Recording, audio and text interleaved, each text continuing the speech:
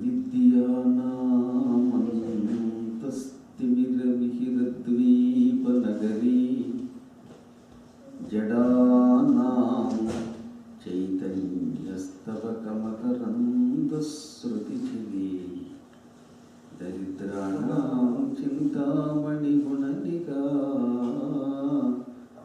జన్మజలధో నిమగ్నానాం దంష్ట్రామురరిపువరాహస్య భవతి శుక్లాంబరధరం విష్ణుం శశివర్ణం చతుర్భుజం ప్రసన్నవదనం ధ్యాయేత్ సర్వవిఘ్నోపశాంతయే వందే గురుపదద్వంద్వమవాంగ్మానసగోచరం రక్తశుక్లప్రభామిశ్రమతర్క్యం త్రైపురం మహః నారాయణం నమస్కృత్య నరం చైవ నరోత్తమం దేవీం సరస్వతీం వ్యాసం తతో జయముదీరయేత్. సచ్చిదానందరూపాయ విశ్వోత్పత్యాదిహేతవే తాపత్రయ వినాశాయ శ్రీకృష్ణాయ వయం నుమః. కృష్ణం వందే జగద్గురుం. సహజంగా ఏ కార్యక్రమాన్నైనా లేక ఏ గ్రంథ ఆరంభాన్నైనా ఎంత గొప్ప పనినైనా గురు ధ్యానంతో ప్రారంభించాలి. గురువుకు నమస్కారం చేయకుండా ఏ పని చేసినా దానివల్ల ఏ వ్యక్తి జీవితంలో విజయం పొందడు. అందుకని ముందు గురు ధ్యానం చేసి తీరాలి. గురోః అన్యం న విద్యతే అని ఉపనిషత్తు వాక్యం. ఈ లోకంలో అన్నిటికంటే గొప్ప వస్తువు ఏమిటి, ఇంతకు మించింది ఏదైనా మనకు ఉపయోగపడేది ఉందా అంటే గురువు గారు తప్ప అన్యం మరొకటి నా విద్యతే లేదు, ప్రకాశించదు. అంటే లోకాన్నంతటినీ రక్షించేది ఒక గురుశక్తి మాత్రమే. ఈ గురువు ఎటువంటి వాడైనా పూజించమన్నారు. జగద్గురువు అయితే ఇంకా భక్తితో పూజించాలి. జగద్గురువు ఎవడవుతాడు? ఎవడిని చూడగానే మనకి మనస్సు నిరంతరం ఆనందంతో పొంగుతుందో, ఎవడి వాక్కులు కొంతమందికి మాత్రమే పనికి రాకుండా అందరికీ పనికొస్తాయో వాడు జగద్గురువు. ఇవాళ చాలామందికి ఎవరి పీఠాలు వాళ్ళకున్నాయి, ఎవరి శిష్యులు వాళ్ళకున్నారు. కానీ వాళ్ళ శిష్యులు తప్ప బయట వాళ్ళు ఎవరికి ఈయన మాటలు రుచించవు. కాబట్టి వీళ్ళు సామాన్య గురువులని పిలువబడతారు. విశేష గురువులు అలా కాదు. ఇంకా వాళ్ళ వాక్కుని ఇష్టం లేని వాడు కూడా పొగడక తప్పదు. రాముడు ఉన్నాడు. రాముడు అంటే రాక్షసులందరికీ ఆ రోజుల్లో పరమ భయం. అయినా మారీచుడు రాముడిని పొగడక తప్పలేదు. రావణుడు మారీచుడి దగ్గరకు వచ్చి నువ్వు బంగారు జింకగా మారు, రాముడిని భార్య దగ్గర నుంచి దూరం చేసేయి, ఆ తర్వాత నేను సీతను అపహరిస్తాను. రాముడు పరమ దుర్మార్గుడు అని విన్నాను. రాముడి దుర్లక్షణాలు తట్టుకోలేక తండ్రి ఇంట్లోంచి గెంటేస్తే అడవిలోకి వచ్చేట కదా అన్నాడు రావణుడు అరణ్యకాండం. అనగానే వెంటనే ఏమన్నాడు తెలుసా మారీచుడు, ఎవడో నీకు ఇలాంటి దుర్బుద్ధిని నేర్పుతున్నాడా? ఏమిటో తెలియదు, అడవిలో సుఖంగా బతుకుతామంటే మళ్ళీ నువ్వు వచ్చిన ఆనెత్తి మీద పడ్డావు. ఏ దేశానికి వెళ్ళినా ఈ పార్టీని తప్పటం లేదు నాకు, దౌర్భాగ్యుడా. రాముడు అంటే ఎటువంటి వాడు అనుకుంటున్నావు? తండ్రి బలాత్కారంగా మెడ పట్టి అడవికి గెంటితే అరణ్యవాసానికి వెళ్ళిన వాడు కాదు. నాయనా, మీ పిన్నికి నేను పొరపాటు ఎప్పుడో మాట ఇచ్చాను, ఆ మాట నువ్వు నిలబెట్టుకోవద్దు, నన్ను చెరసాలలో పెట్టి రాజ్యపాలన చెయ్యన్నాడు రాముడు.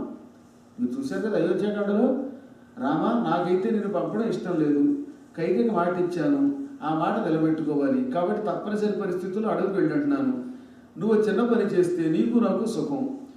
మీ అమ్మకి ఇచ్చిన మాట నిలబెట్టుకోవడానికి నువ్వు అడవికి అడక్కర్లేకుండా నన్ను చెరసాలలో పెట్టేసావనుకో, నువ్వు రాజ్యపాలన చేయొచ్చు, అది నాకు ఇష్టం అని స్వయంగా రాముడికి సలహా ఇచ్చాడు.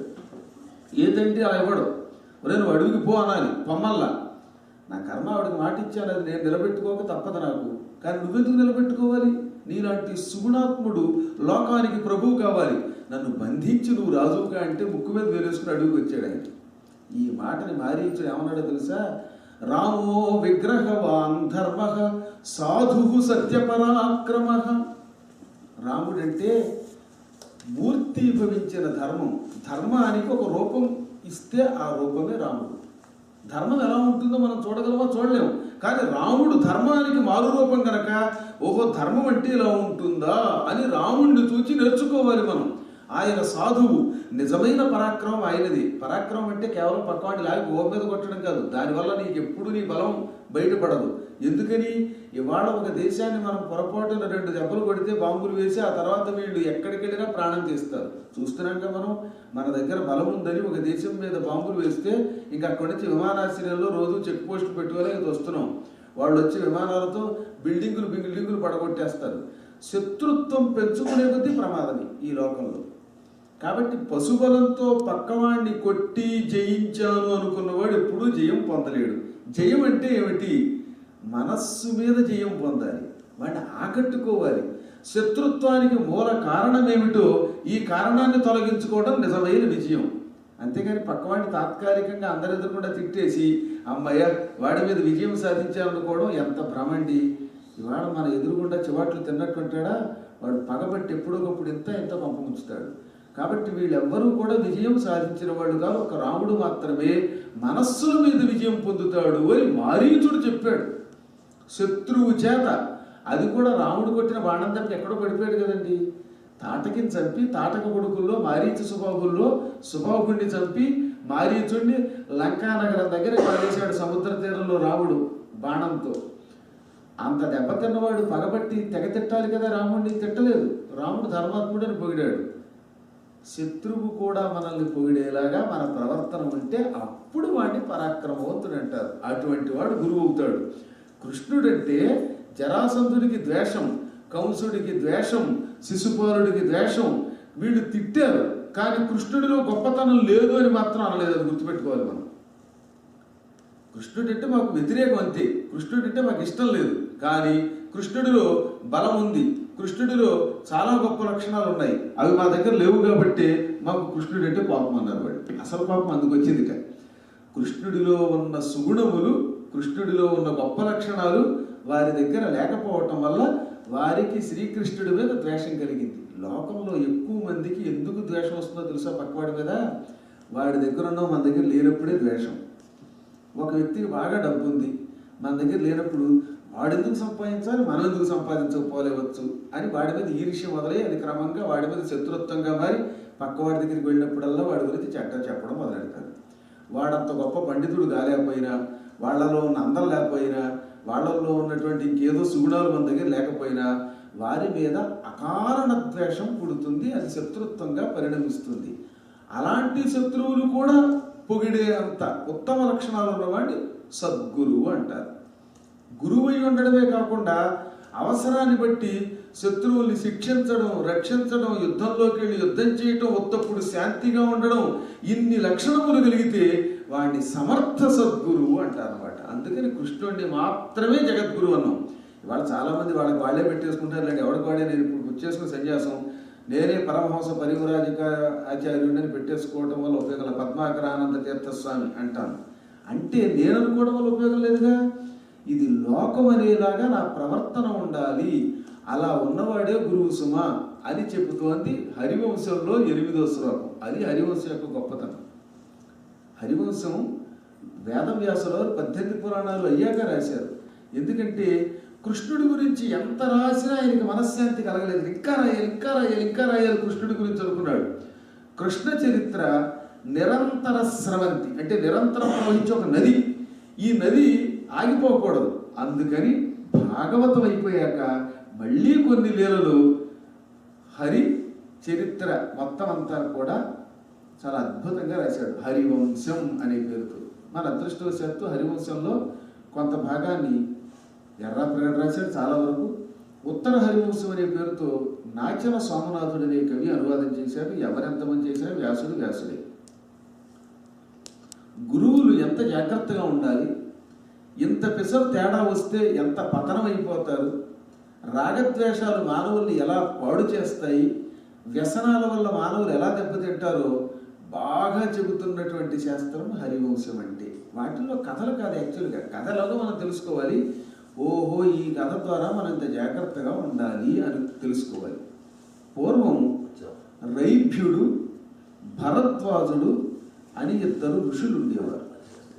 ఇద్దరు గంగానదీ తీరంలో ఆశ్రమాలు కట్టుకున్నారు. ఎప్పుడూ కూడా మౌనేన కలహో నాస్తి, నాస్తి జాగరతో భయం, కృషితో నాస్తి దుర్భిక్షం, జపతో నాస్తి పాతకం. ఇది వేదవ్యాసుల గొప్ప శ్లోకం అండి. నువ్వు బాగా కష్టపడి పనికి ఇవాళ కాకపోతే రేపైనా నీ కరువు తీరుతుంది, నువ్వు సంపదలు పొందుతావు. కృషిత అంటే కృషి చేయువానికి దుర్భిక్షం నా అస్తి, కరువు ఉండదు. జపతో నాస్తి పాతకం, జపం చేసేవాడికి పాపం ఉండదు. ఏ పాపమైనా క్రమంగా జపం చేయకపోతుంది. మౌనేన కలహో నాస్తి, మౌనంగా ఉంటే యుద్ధం ఎందుకు వస్తుంది? ఎవడో వచ్చాడు మీ దగ్గరకు వచ్చి మిమ్మల్ని సొంఠ అని తిట్టాడు, మీరు కూడా సొంఠ అంటే తంట వస్తుంది. కానీ మాట్లాడకుండా నవ్వుతూ ఊరుకున్నారు కూడా వాడు సొంఠ అన్న, ఇంక యుద్ధం ఎందుకు వస్తుంది? తిట్టితే పడుతూ ఉంటే. ఒకప్పుడు గౌతమ బుద్ధుడు భిక్షాటనకి ఇంటింటికి వెళ్ళేవాడు. చాలా కాలం బౌద్ధ భిక్షువులంతా, ఇప్పటికి కూడా బౌద్ధ భిక్షువులు అంటే భిక్షాటనతో బతకవలసింది. ఆయనకు ఒక నియమం ఏమిటంటే, ఒక ఇంటికి వెళ్ళి 3 సార్లు భిక్షాందేహి అనేవాడు. ఆ ఇంట్లో వాడు ఏదన్నా వేస్తే తిని వెళ్ళేవాడు, లేకపోతే ఇంకా మళ్ళీ పక్కింటికి వెళ్ళేవాడు కాదు. ఇప్పటి ముష్టి వాడకం వల్ల ఎక్కడికైతే అక్కడ ట్రై చేద్దాం, అక్కడ కాదు ఇంకో చోట కడదాం అనే నియమం లేదు. ఒక్క ఇల్లే, ఆ ఒక్క ఇంటి దగ్గర కాసేపు నిలబడి 3 సార్లు భిక్షాందేహి భిక్షాందేహి భిక్షాందేహి అనేవాడు. 3 సార్లు పూర్తయిన తర్వాత ఇంకా అక్కడ ఎక్కువసేపు ఉండకుండా వెళ్ళిపోవటం. ఇంకా ఆ పూటకి ఏమీ లేకపోయినా నిరాహార దీక్షతోటి ఉండేవాడు, ఉపవాసం. ఈ 3 సార్లు పిలిచే లోపు గృహస్థుడు వచ్చి ఏదైనా వేస్తే దాన్ని మాత్రం స్వీకరించేవాడు. అటువంటి ఈయన ఒక పిసిని కొట్టాడు, ఇంటికి వెళ్ళాడు. వాడు కోట్లు ఉన్నాయి, కానీ పొరపాటును కూడా ఎంగిలి చేతితో కాకి వేశాడు. ఎందుకని? ఎంగిలి చేతికి కాసిన మెతుకులు ఉంటాయి. ఇలా అన్నాడంటే ఆ మెతుకు కాకి తింటుంది. అయ్యి బాబోయ్, నా చేతికున్న మెతుకు కాకి పెట్టడమే అని మొత్తం నాకి. అసలు వాడు అన్నం తిన్నాడని తెలియదు అనమాట. కొంతమంది పెరుగన్నం తిన్నాక చేయి నాకేస్తారు, భయంకరంగా ఉంటుంది, చూడలేదు. జుగుప్స, భోజనంలో కూడా జుగుప్సకరమైన లక్షణాలు అనమాట. ఆ తర్వాత చెయ్యిని చూస్తే వీడు అసలు అన్నం తిన్నాడా లేదా శుభ్రంగా కడుక్కున్నాడా అనిపిస్తుంది అనమాట. నోటితో కడుక్కోగలుగుతారు కొందరు అలా మహానుభావుడు. అలాంటి వాడిని ఎంగిలి చేత్తో కాకి అన్నం పెట్టడం అంటారనమాట. ఎందుకంటే అన్నం తిన్నాక ఎంత కాదన్నా 1-2 మెతుకులు ఉంటాయిగా. పొరపాటున కాకి వెళ్తే ఇలా అన్నాడంటే ఈ మెతుకు దాని మీద పడుతుందేమో, తింటుందేమో. మా ఇంటిలో మెతుకు దానికి బతికిస్తేలాగా నేను బతకలేను అనుకునేవారట. అంత లోభివాడు. అటువంటి లోభి ఇంటి దగ్గర నిలబడి బుద్ధుడు భిక్షాందేహి అన్నాడు. ఆ ఇంటివాడు పిసిని కొట్టాను ముందే చెప్పాక, వాడికి కసి వచ్చేసింది, ఒళ్ళు మండిపోయింది, పళ్ళు పటపట కొరుకుతూ బయటకు వచ్చి, ఎంతలా ఉన్నావు, నందిలో ఉన్నావు, బలంగా ఉన్నావు, ఇంకా రకరకాల దుర్భాషలు అడిగాడు. మన నోటితో అనలేము, ఉచ్చరించలేము. నోటికి వచ్చినట్టు తెగతిట్టేశాడు. హాయిగా పని చేసుకోలేవుట్రా, ప్రతి వాడు ఈ మధ్యన ముష్టి ఎత్తు బతుకుతున్నాడు అని తిట్టినవాడు తిట్టకుండా తిట్టాడు. ఎన్ని తిట్టినా ఈయన 2వ భిక్షాందేహి అనకుండా అలా నవ్వుతూ ఉండిపోయాట. నవ్వే కొద్ది వాడికి మండిపోయింది, తెగ తిట్టేశాడు, అరిచాడు. మైకులో కూడా నేను అంత గట్టిగా చెప్పలేకపోతాను పురాణం, వాడు అంత గట్టిగా అరిచాడు. కొంతమందికి భగవంతుడు గొంతు ఇస్తాడు, మైకు లేకుండా ఇక్కడ అరిస్తే కిలోమీటర్ అనుకుంటుంది అనమాట. అలా అరిచి ఎంతసేపు అరుస్తాడు, గొంతు మొత్తం పోయింది పాపం. ఇంకా గొంతుకు పోయాక ఏం చేయాలి? వీడు నవ్వుతూనే ఉన్నాడు. మనం తిడితే అవతల వాడికి కోపం వస్తే మనకు ఆనందంగానే, వాడు నవ్వుతూ ఉంటే మన తిట్లోడికి పడలేదేమో అనిపిస్తుంది అనమాట. అందుకని ఇంకా కోపం ఎక్కువైపోయి ఈసారి ఏం చేశాట అని చేతులు ఊపాడు కసిగా. తిట్టి గొంతు పోయింది. ఈసారి చేతులు ఊపాడు. చేతులు ఊపిన నవ్వుతూనే ఉన్నాడు. చేతులు ఊపి భుజాలు నొప్పి పడిపోయాయి జపలు. దాంతో ఏం చేశాడు ఈసారి అని తలకాయ ఊపాడు. తలకాయ కూడా నొప్పి వచ్చేసింది. తలకాయ చుట్టూ మీద కుక్క బెల్టని పెడుతున్నారు, మెడ నొప్పులు బెడుకులు వచ్చిన వాడికి, అదేదో స్పాంగి. ఆ స్థితి వచ్చింది, మెడ బెడికింది. ఇక ఇప్పుడు ఏం చేయాలో అర్థం కాక అలా వేళ్లాడిపోయాడు. అప్పుడు వాడికి ఒక అనుమానం వచ్చింది. ఏమిటి అనుమానం? ఇందాక నుంచి చూస్తున్నాను, ఏకధాటిని తెగ తిట్టాను వీడిని నేను. ఎంత తిట్టినా సరే అలాగా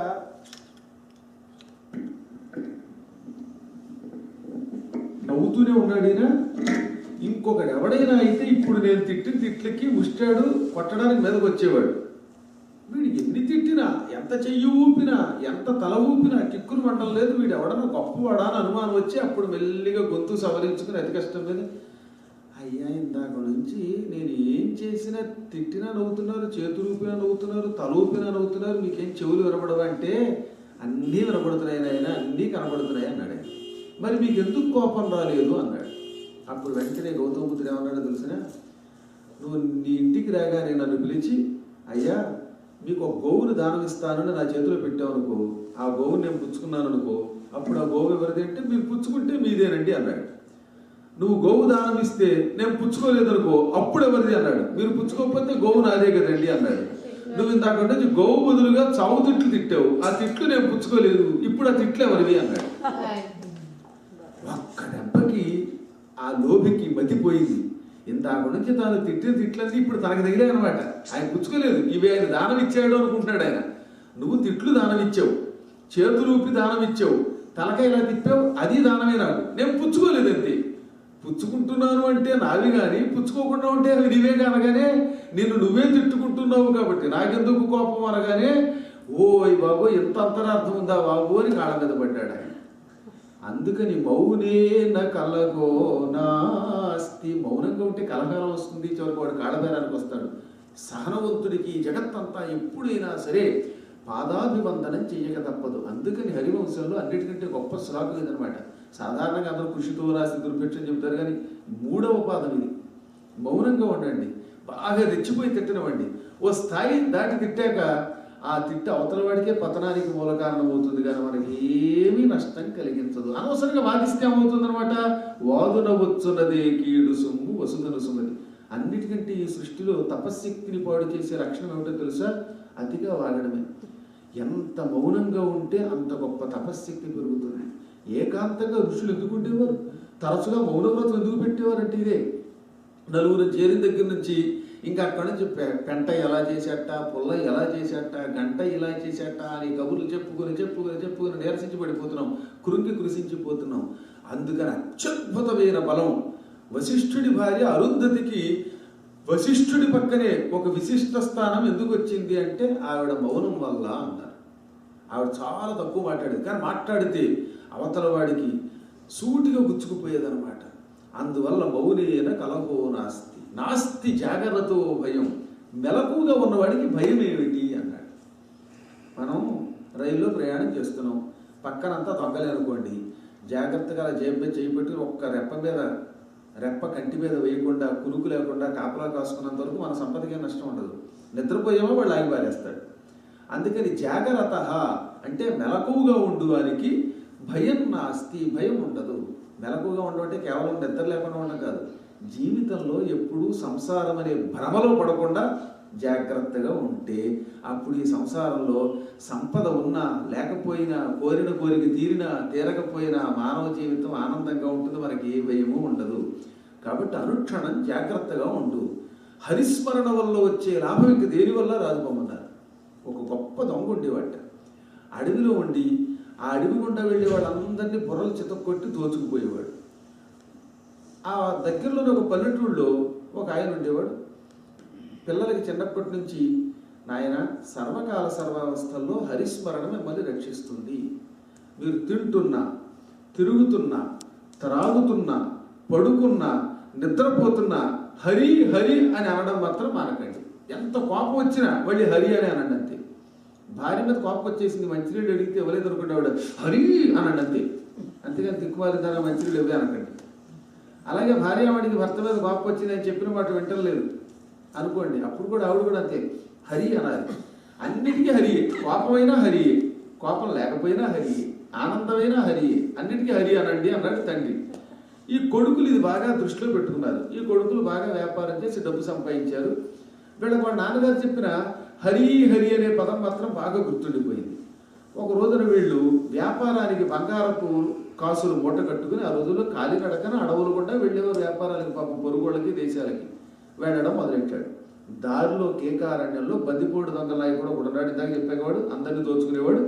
ఆ బందిపోటు దొంగల నాయకుడు తన బందిపోటులతో పాటు విడబెదపడ్డాడు. వీళ్ళందరినీ దోచేస్తున్నట్ట. అప్పుడు ఈయన ఏం చేశాడు, వెంటనే హరి హరి అని పెద్ద పెట్టి అరిచాడు. దెబ్బకి బందిపోటు దొంగ నాయకుడు ఒరే వాడిని పిలవకురోయ్ అని ఆ బంగారం అప్పుడు వదిలేసి పారిపోయాడు. ఇంతకీ ఏం జరిగిందంటే, ఈ బందిపోటు దొంగల నాయకుడు ఇంకో ప్రతిపక్షం ఉంది, ఎక్స్ పార్టీ. ఆ అడవిలో ఓ బందిపోటు దొంగలు ఉన్నాడు, వాళ్ళ నాయకుడి పేరు హరి. వాడు ఇంతకంటే ప్రమాదకారకుడు. వీళ్ళంతా వాడి దగ్గరికి వెళ్ళి వాడికి గులాం అంటూ ఉండవలసిందే సలాం చేస్తూ. వాడికి చెప్పకుండా మొదటిసారి దొంగతనానికి వచ్చారట. అప్పుడప్పుడు గురువు గారికి చెప్పకుండా శిష్యులు ప్రయాణాలకు వెళ్ళిపోయినట్లుగా. దాంతో ఈ దొంగ గారికి చెప్పకుండా వీళ్ళు వచ్చారుగా, హరి అని పిలవగానే వీళ్ళంతా హరిగారి క్యాండిడేట్స్ ఏమో, మన మీద ఎక్కడ పడతారో అని వీడు హరి అని పారిపోయాడు. వీళ్ళకి ఏం అర్థం కాల. కానీ వాళ్ళ నాన్నగారు చెప్పారుగా, హరి అన్నం చూసారా, దొంగలు మన సంపద వదిలేసిపోయారు అనుకున్నారట. ఒక్క లక్షణం తండ్రి చెప్పిన దాన్ని దృష్టిలో పెట్టుకుని హరినామస్మరణం విడవకుండా చేయటం వల్ల మంచి ఆపత్కాలంలో అది కాపాడుతుంది. కాబట్టి హరివంశం ఏమంటుందంటే, తెలిసి కాని తెలియక కాని సర్వకాల సర్వావస్థల్లో హరిస్మరణ చెయ్యండి. హరిస్మరణ నిప్పు లాంటిది. నిప్పు ఉంది, మనం తెలిసి తొక్కినా తెలియక తొక్కినా దాని లక్షణం కాల్చడమే. అయ్యో నిప్ప పొరపాటును చూడకుండా తొక్కేశాను, ఎందుకు కాల్చావని అడిగితే అది క్షమిస్తుంది, ఆ పొరపాటును కూడా క్షమించదు. రాంగ్ రూట్లో డ్రైవ్ చేసేవాడు పొరపాటు రాత్రి నిద్రపోతులు వచ్చారంటే ఒప్పుకుంటుంది ఆ రూటు. ఆ తర్వాత వీడు కనపడ్డావు. మన దేశంలో ఇంకా బతికే అవకాశం అంతో ఎంతో ఉందేమో కానీ వన్స్ వీడు కనుక సిగ్నల్ ఇవ్వకుండా వెళ్ళాడా వీడు బతికే భగ్నాలు అయిపోతుంది. కాబట్టి పొరపాటున తొక్కినా నిప్పు ఎలా కాలుతుందో భగవన్నామం కూడా మనం ఇష్టపడినా ఇష్టపడకపోయినా, తెలిసినా తెలియకపోయినా, అర్థం తెలియదని చాలా మంది బాధపడతారు. ఏం బాధపడక్కర్లా, అర్థం తెలియకపోయినా అది కాపాడుతుంది. ఎందుకంటే దానిలో శక్తి ఉంది కాబట్టి. ఇప్పుడు $100 నోటు మీద ఏమనుంటుంది, వీ ట్రస్ట్ ఇన్ గాడ్ అని ఉంటుంది చూసారా మీరు. సహజంగా అది ఉన్నా లేకపోయినా, చదివినా చదవకపోయినా దాని మీద దేవుడి మీద నమ్మకం ఉందని ఒక ముక్క తెలియకుండానే వాళ్ళకి సంపదను పెంచుతుంది. అసలు నోటు మీద అక్షరాలు మనం చదవకపోయినా దాని నోటు విలువే కదా. ఒక 100 మనం చూసినా చూడకపోయినా, అక్షర జ్ఞానం లేకపోయినా దాని విలువ ఎలా ఉందో ఈ సృష్టిలో హరిస్మరణ కూడా మనం ఎలా చేసినా దాని ఫలితం మనకి ఇస్తుంది. కాకపోతే ఈ చెప్పేటటువంటి గురువులు దానిని సరైన రీతిలో వివరించకపోవటం వల్ల హరిస్మరణకి హరస్మరణకి ఈ రెండింటికి మధ్యలో పక్షపాతాలు పెట్టి కొట్టుకు వస్తున్నాం తప్ప మనం ఉన్నది ఒకటే నామం, అది ఏ రకంగా పిలిచినా ఉపయోగపడుతుంది. ఒక్కొక్కప్పుడు గొప్పవాళ్ళు కూడా పొరపాటు మార్గంలోకి వెడతారు, వెడితే వాళ్ళు కూడా పతనం అయిపోతారు. అన్నిటికంటే గృహస్థాశ్రమం చాలా సుఖమైనది. అందుకే శ్రీకృష్ణుడు భగవద్గీతలో అర్జునుడికి గొప్ప సమాధానం ఇచ్చాడు. మీరు చాలామంది అనుకుంటారు సన్యాసులు చాలా తొందరగా తరిస్తారని. సన్యాసి నాశనం అయిపోయినట్టుగా ఎవడు నాశనం అవ్వడు. అందులో కలియుగంలో సన్యాసులందరూ గ్యారంటీగా నరకానికే పోతారని చెప్పారు. నేను కాదు, భవిష్య పురాణంలో చూడండి. ఎందుకో తెలుసా అంటే, నేను చెప్పేది ఒక గొప్ప స్థాయిలో కలిగిన పీఠాలను పక్కన పెట్టండి. వాళ్ళందరూ నాశనం అవ్వాలని కాదు, వాళ్ళల్లో ఇంత తేడా వస్తే పతనం ఎక్కువగా ఉంటుంది. గృహస్థాశ్రమంలో సాధన చేసేవాడికి పతనం ఉండదు. అందుకే నువ్వు గుర్తుపెట్టుకోవాల్సింది, భగవద్గీతలో ఏ శ్లోకం చెప్పాడు కృష్ణుడు, సన్యాస కర్మయోగశ్చ నిశ్రేయసకరావుభౌ తయోస్తు కర్మ సన్యాసాత్ కర్మయోగో విశిష్యతే. అర్జునుడు సన్యాసి గొప్పవాడా కర్మయోగి గొప్పవాడా అని అడిగాడు. నిత్యం ఇంట్లో ఉంటూ మీరు మీ ఉద్యోగాలు మీరు చేస్తున్నారు, ఒక్కొక్కరు ఒక ఉద్యోగం చేస్తారు. వారు అర్చకత్వం, జ్యోతిషం, పౌరోహిత్యం ఇటువంటి పవిత్ర వృత్తి అయింది. వ్యాపారం, అభివృద్ధి ఈ పవిత్ర వృత్తి అయింది. వంట చేయటం, పక్కవాడికి ఇంత మెచ్చటం, గృహస్థాశ్రమంలో జాగ్రత్తగా ధర్మ నిర్వహణ చేయటం మరి కొంతమందిది. హాయిగా వేళకి పురాణం వినడం, పురాణం చెప్పానికి ఇంత పెట్టడం మరొకరిది. ఇలా అందరికీ ఒక్కొక్క వృత్తి ఉంది కదా. ఈ పనులను వేళ తప్పకుండా చేస్తూ పనులలో అశ్రద్ధ లేకుండా ఆ పనినే దైవంగా భావించేవాడిని కర్మయోగి అంటారు. గుర్తుపెట్టుకోండి, మీరు కర్మయోగులు. ఇవాళ మీరెవరూ బెంగపెట్టుకోవాల్సిన అవసరంలా. మీరంతా ఎంత గొప్పవాడంటే మీ వృత్తులు చేస్తున్నారు, మీరు హాయిగా మీరు సంపాదించుకోవాల్సి ధర్మ కార్యాలకు తోడ్పడుతున్నారు. కాబట్టి ఇటువంటి వాళ్ళని కర్మయోగులు. కర్మని ఒక యోగముగా భావించి జీవిస్తున్నవాడు ఎవడైనా కర్మయోగి. యోగి తన మనస్సును అదుపులో పెట్టుకున్నట్టే మీరు కూడా ఏం చేస్తున్నారు, అవసరాన్ని బట్టి ఒక్కొక్కసారి పిల్లల కోసం మీ ఖర్చులు తగ్గించుకుంటారు. ఒక్కోసారి చీర కొనుక్కోవాలని అనిపించింది అనుకుందాం, అంటే ఇక్కడ చీర కొనుక్కోవచ్చు కానీ పొరపాటు చీర అన్నాను, ఇంకేదో డ్రెస్ కొందాం అనుకున్నారు. కానీ ఆ రోజే పిల్లలకు ఫీజు కట్టడానికి ఈ డబ్బులు అవసరమైతే అప్పుడు మీరు ఏం చేస్తారు? పిల్లలకు ముందు ప్రాధాన్యం ఇస్తున్నారా, చీరకి ప్రాధాన్యం ఇస్తున్నారా? అంటే పిల్లల కోసం. పిల్లల కోసం మీ కోరికను వాడు త్యాగం చేస్తున్నారు. ఇది యోగం అంటే. అందుకని కర్మయోగి. భార్యాభర్తలు ఇద్దరికి ఆకలిస్తుంది. భర్త గారు ముందు ఆఫీస్కి వెళ్ళాలి. అప్పుడు ఇవిడ ఏం చేస్తుంది? నేను తర్వాత తింటానండి, ముందు మీరు వెళ్ళండి, ఈ పులిహార దద్దోజనం కాస్త తినండి బాబోయ్, మీకు పుణ్యం ఉంటుంది అంటుందా లేదా భార్యామణి? ఇది కర్మయోగం అంటే. అంటే తన ఆకలి ఉన్నా, తన అలసట ఉన్నా ఈ భర్త కోసం త్యాగం చేస్తుంది. లేదా భర్త ఇంట్లో ఉండి భార్య ఉద్యోగం చేస్తే బతికి అదృష్టవంతులు కొందరు ఉంటారు. వారి పూర్వజన్మ సుకృతం వల్ల భార్యామణి అన్నీ చేసి పెడుతూ ఉంటుంది. ఈయన ఇంట్లో కూర్చొని వేళకి తిని కూర్చుంటాడు. అటువంటిప్పుడు భర్త ఏం చేయాలి? భార్యామణి, నా బదులు నువ్వు సంపాదిస్తున్నావు, నువ్వు వెళ్ళు, ముందు నీకు కావలసిన ఏర్పాట్లు చేస్తాను అని ఆవిడికి సేవ చేయాలి. అది కర్మయోగమే. ఈ విధముగా తమ పనులను ఒక యోగముగా భావించి సుఖముగా జీవించేటటువంటి వాళ్ళంతా కర్మయోగులు అని పిలువబడతారు. సన్యాసికి కర్మయోగికి ఇద్దరికి ఏమిటి తేడా అంటే కృష్ణుడు ఎంత తేలిక చెప్పాడు తెలుసా? సన్యాసి అన్ని పనులు విడిచిపెట్టి ఇతరుల మీద ఆధారపడుతూ తన మోక్షం తాను చూసుకుంటున్నాడు. అది గొప్పది కాదని నేను అన్నాను. కానీ సన్యాస కర్మయోగశ్చ నిశ్రేయసకరావుభౌ తయోస్తు కర్మ సన్యాసాత్ కర్మయోగ విశిష్యతే. ఈ రెండింటిలోనూ కూడా కర్మ సన్యాసము కంటే కర్మయోగం గొప్పదన్నాడు. అందరూ మీరు కూడా శుభ్రంగా పరిపూర్ణంగా కాషాయాలు కట్టేశారు, అన్ని పనులు వదిలిపెట్టారు. అప్పుడు మిమ్మల్ని ఎవరు పోషిస్తారు? సన్యాసులు 100కి ఒకడు ఉంటే మీలాంటి గృహస్థాశ్రమంలో ఉన్నవాళ్ళు సంపాదించి వారికి ఎంత భుక్తి పెట్టి వారి ద్వారా తరిస్తున్నారు కాబట్టి మీకు సుఖంగా గడుస్తోంది. అందరము కషాయం కట్టేశాం, అందరం ఇక అన్ని మానేశాం. అప్పుడు అన్నం వండేదేవాడు, పెట్టేదేవాడు? ఈ లోకంలో తగ్గిన కార్యక్రమాలు ఎలా పెడతాయి? ఈ సృష్టి కార్యక్రమాలు రక్షణ ఎవడు చేస్తాడు, భక్షణ ఎవడు చేస్తాడు, శిక్షణ ఎవడు చేస్తాడు? అందువల్ల అరుదుగా కొంతమంది కర్మ సన్యాసం చెయ్యాలి, ఎక్కువ మంది కర్మయోగులుగా ఉండాలి. అందుకని తయోస్తు ఈ రెండింటిలో కర్మ సన్యాసాత్ కర్మను విడిచిపెట్టడం కంటే కర్మయోగ విశిష్యతే. కర్మమును ఆచరించేవాడే గొప్పవాడు అన్నాడు. కాబట్టి పనులు చేసేవాడు గొప్పవాడు.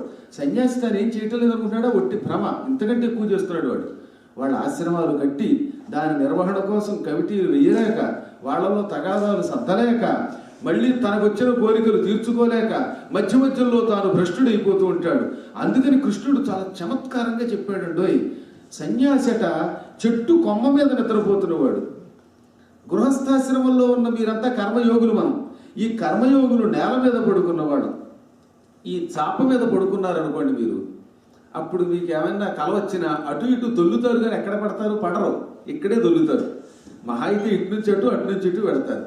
కానీ చెట్టు కొమ్మ మీద పడుకున్నవాడు పొరపాటున ఇంత నిద్రలో ఇలా అన్నాడా, కొమ్మ మించి ఢామ్మని కింద పడితే ఇక చక్రాల కుర్చీయో లేక మొత్తానికో వెళ్ళిపోతాడు.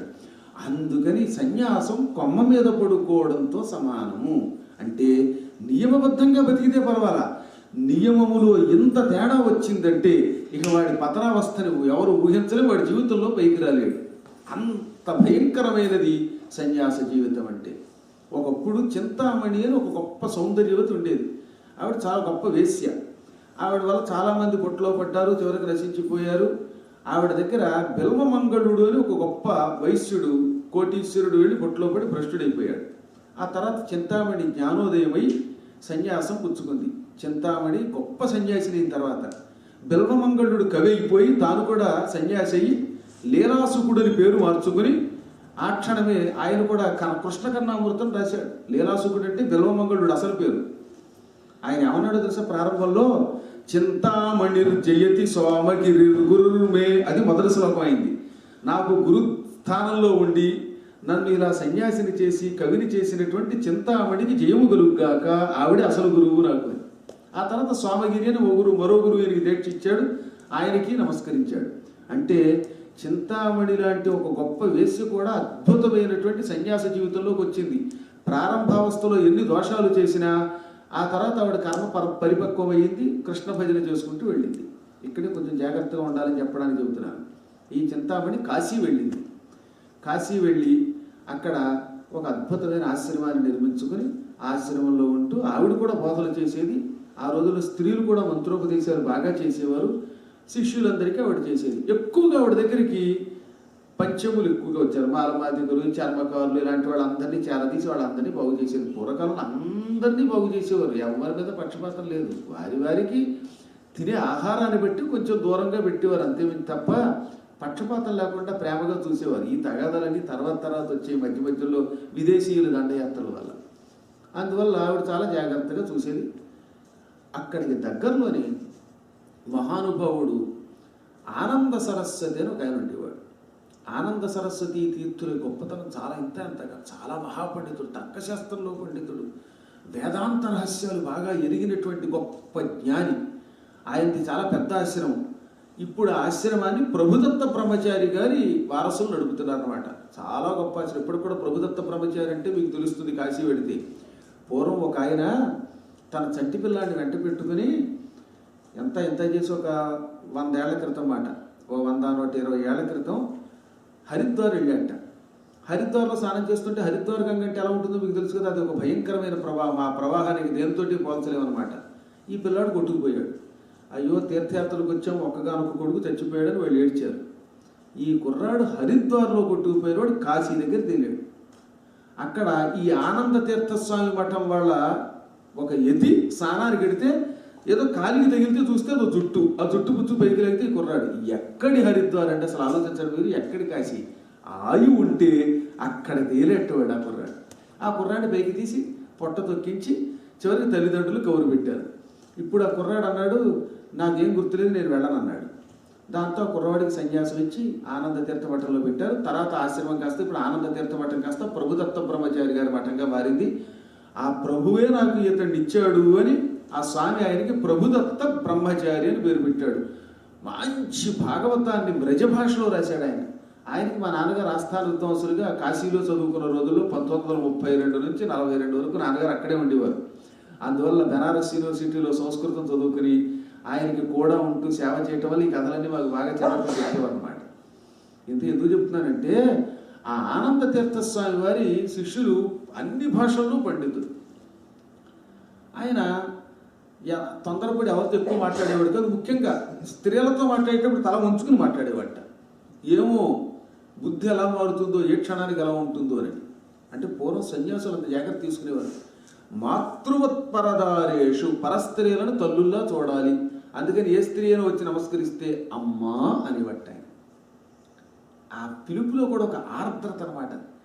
జగన్మాతని అన్నపూర్ణను చూసినట్టుగా తన శిష్యుల్ని చూసేవాడు ఆయన. అంత జ్ఞానులు వాడు.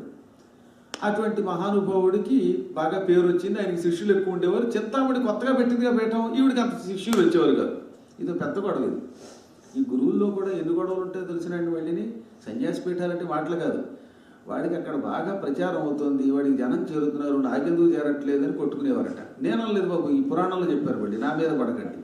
వాళ్ళకు కూడా ఇన్ని గొడవలు ఉండేవి. ఆనంద తీర్థేమో జ్ఞాని. ఆయన దగ్గరకు వచ్చేటటువంటి జనాన్ని చూచి ఈవిడికి ఈర్ష్య కలిగి, ఏది పాత బుద్ధి ఎక్కడికి పోతుందండి, ఎంత సన్యాసం పుచ్చుకున్నా పాత బుద్ధి కొంత ఉండిపోతుంది అన్నమాట లోపల. ఈ మానవ సహజమైన లక్షణాలు కొన్ని ఉంటాయి, పుట్టుకతో వస్తాయి, అవి పుడకలతో కనిపో. అందుకని ఆవిడ ఆయన దగ్గరికి వెళ్ళి, నేను కూడా ఒక ఆశ్రమ స్థాపన చేశాను, నా వైపు కూడా కొంత జనాన్ని పంపమని చెబుదామని ఓ రోజున ఆయన దగ్గరికి వెళ్ళింది. దురదృష్టవశాత్తు ఆ పూట ఆయన మౌనవ్రతంలో ఉన్నాడు. ఈవిడికి దురదృష్టం వల్ల ఆయన ఆవిడ నమస్కరిస్తే ఏం మాట్లాడలేదు. స్వామిన్ అహం సన్యాసిని చింతామణి అన్నది. ఆయన కూర్చోమన్నాడు, సైగ చేశాడు. కొత్తలాడిపోయింది. రోజు శిష్యునికి బోధిస్తూ ఉంటాట, ఇవాళ నేను వచ్చి ఇక్కడ కూర్చుంటే నోరు విప్పి మాట్లాడితే ఉత్తిరే కూర్చోమంటున్నాడు. అంటే ఆడవాళ్ళు సన్యాస మఠం స్థాపిస్తే వీరికి ఇష్టం ఉండదేమో, నా మీద ద్వేషమేమో అనుకున్నది. ఆయనకి మౌనవ్రతం అనే విషయం వీడికి తెలియదు. అపార్థాలు ఇలాగే వస్తాయి. అందుకని ఒకవేళ ఎవరైనా మనం ఇంటికి వస్తే పలకరించకపోయినా, మనం ఏదైనా పెడితే తినకపోయినా, ఇలాంటప్పుడు మీరు ఎప్పుడు అపార్థాలు చేసుకోకండి. ఏమో వాడి కర్మయోగం ఆ రోజు ఏమైందో తెలియదు మనకి. ఇప్పుడు పేక దాకా నేను లడ్డూ తిని వచ్చాను అనుకోండి, దద్దోజనం తిని వచ్చాను. ఆ తర్వాత ఇప్పుడు మీరు పట్టుకుని నన్ను దద్దోజనం తింటామంటే నేను తినకపోతే, పద్మాగర్ గారు చూసారా వాళ్ళ ఇంట్లో దద్దోజనం తిన్నారు, మా ఇంట్లో తినమంటే తినలేదు, పక్షపాతం అంటే ఏం చెబుతాము, నా గడుపు ఉంటుంది. ఒక్క డబ్బు దగ్గర మాత్రమే ఎంత ఇచ్చినా పుచ్చుకోగలడు, కానీ మానవుడు తిండి దగ్గర మాత్రం తీసుకోలేడు. కర్మయోగం ఇది. ఇంకేంటంటే ఒకసారి తిన్నాక కడుపు ఉబ్బిపోతుంది కనుక. కాబట్టి దానికి కొంత మళ్ళీ గ్యాప్ రావాలి. అలాగా ఆ పూట అపార్థం చేసుకుంది. పళ్ళు పటపట కొరికి ఇంకేం మాట్లాడుకుంటే అక్కడి నుంచి లేచిపోయింది. ఓరి ఆనంద తీర్థ, నిన్ను నీ మఠాన్ని సర్వనాశనం చెయ్యకపోతే నేను చింతామణిని కాదు సన్యాసాశ్రమం పుచ్చుకున్నదాన్ని, నా పాతకాలపు లక్షణాలు నీకు తెలియవు అనుకుని వెళ్ళిపోయింది. ఇంక ఈయన మీద కక్ష సాధించాలి కదా. ఈ కక్ష సాధించడానికి ఆవిడకి ఎవడు దొరుకుతాడా అని చూస్తూ ఉంటే ఆవిడకి ఒకడు దొరికాడు. పాప ఒక మాదిగవాడు దగ్గరలో ఉన్న మాదిగూడెంలో డప్పు వాయించుకుంటూ చెప్పులు కుట్టుకుంటూ బతుకుతాడు. వాడు వచ్చి ఆవిడకి భక్తితో నమస్కరించి, అమ్మ చింతామణమ్మ, మీలాంటి గొప్ప గురువులు ఎక్కడా చూడలే, మా వాళ్ళందరికీ ఎన్నో రకాల వరాలు ఇచ్చారట, కొందరికి విభూతులు ఇచ్చారట. ఆవిడ నిజంగా సాధన చేసి విభూతి ఇచ్చింది, విగ్రహాలు సృష్టించింది. ఈ చిన్న చితక వాటికి లోపాల్లో పడతాం మనం, అదనమాట ప్రమాదం.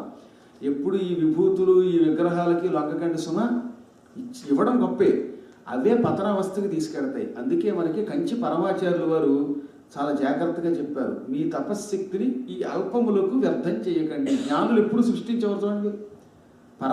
పరమాచార్యులు అంటే నడిచే దేవుడు. కంచి పరమాచార్యుల వారు చంద్రశేఖరేంద్ర సరస్వతుల వారంటే భగవంతుడు ఆ రూపంలో నడయాడాడు. ఒక్కనాడు ఆయన విభూతి సృష్టించాడా?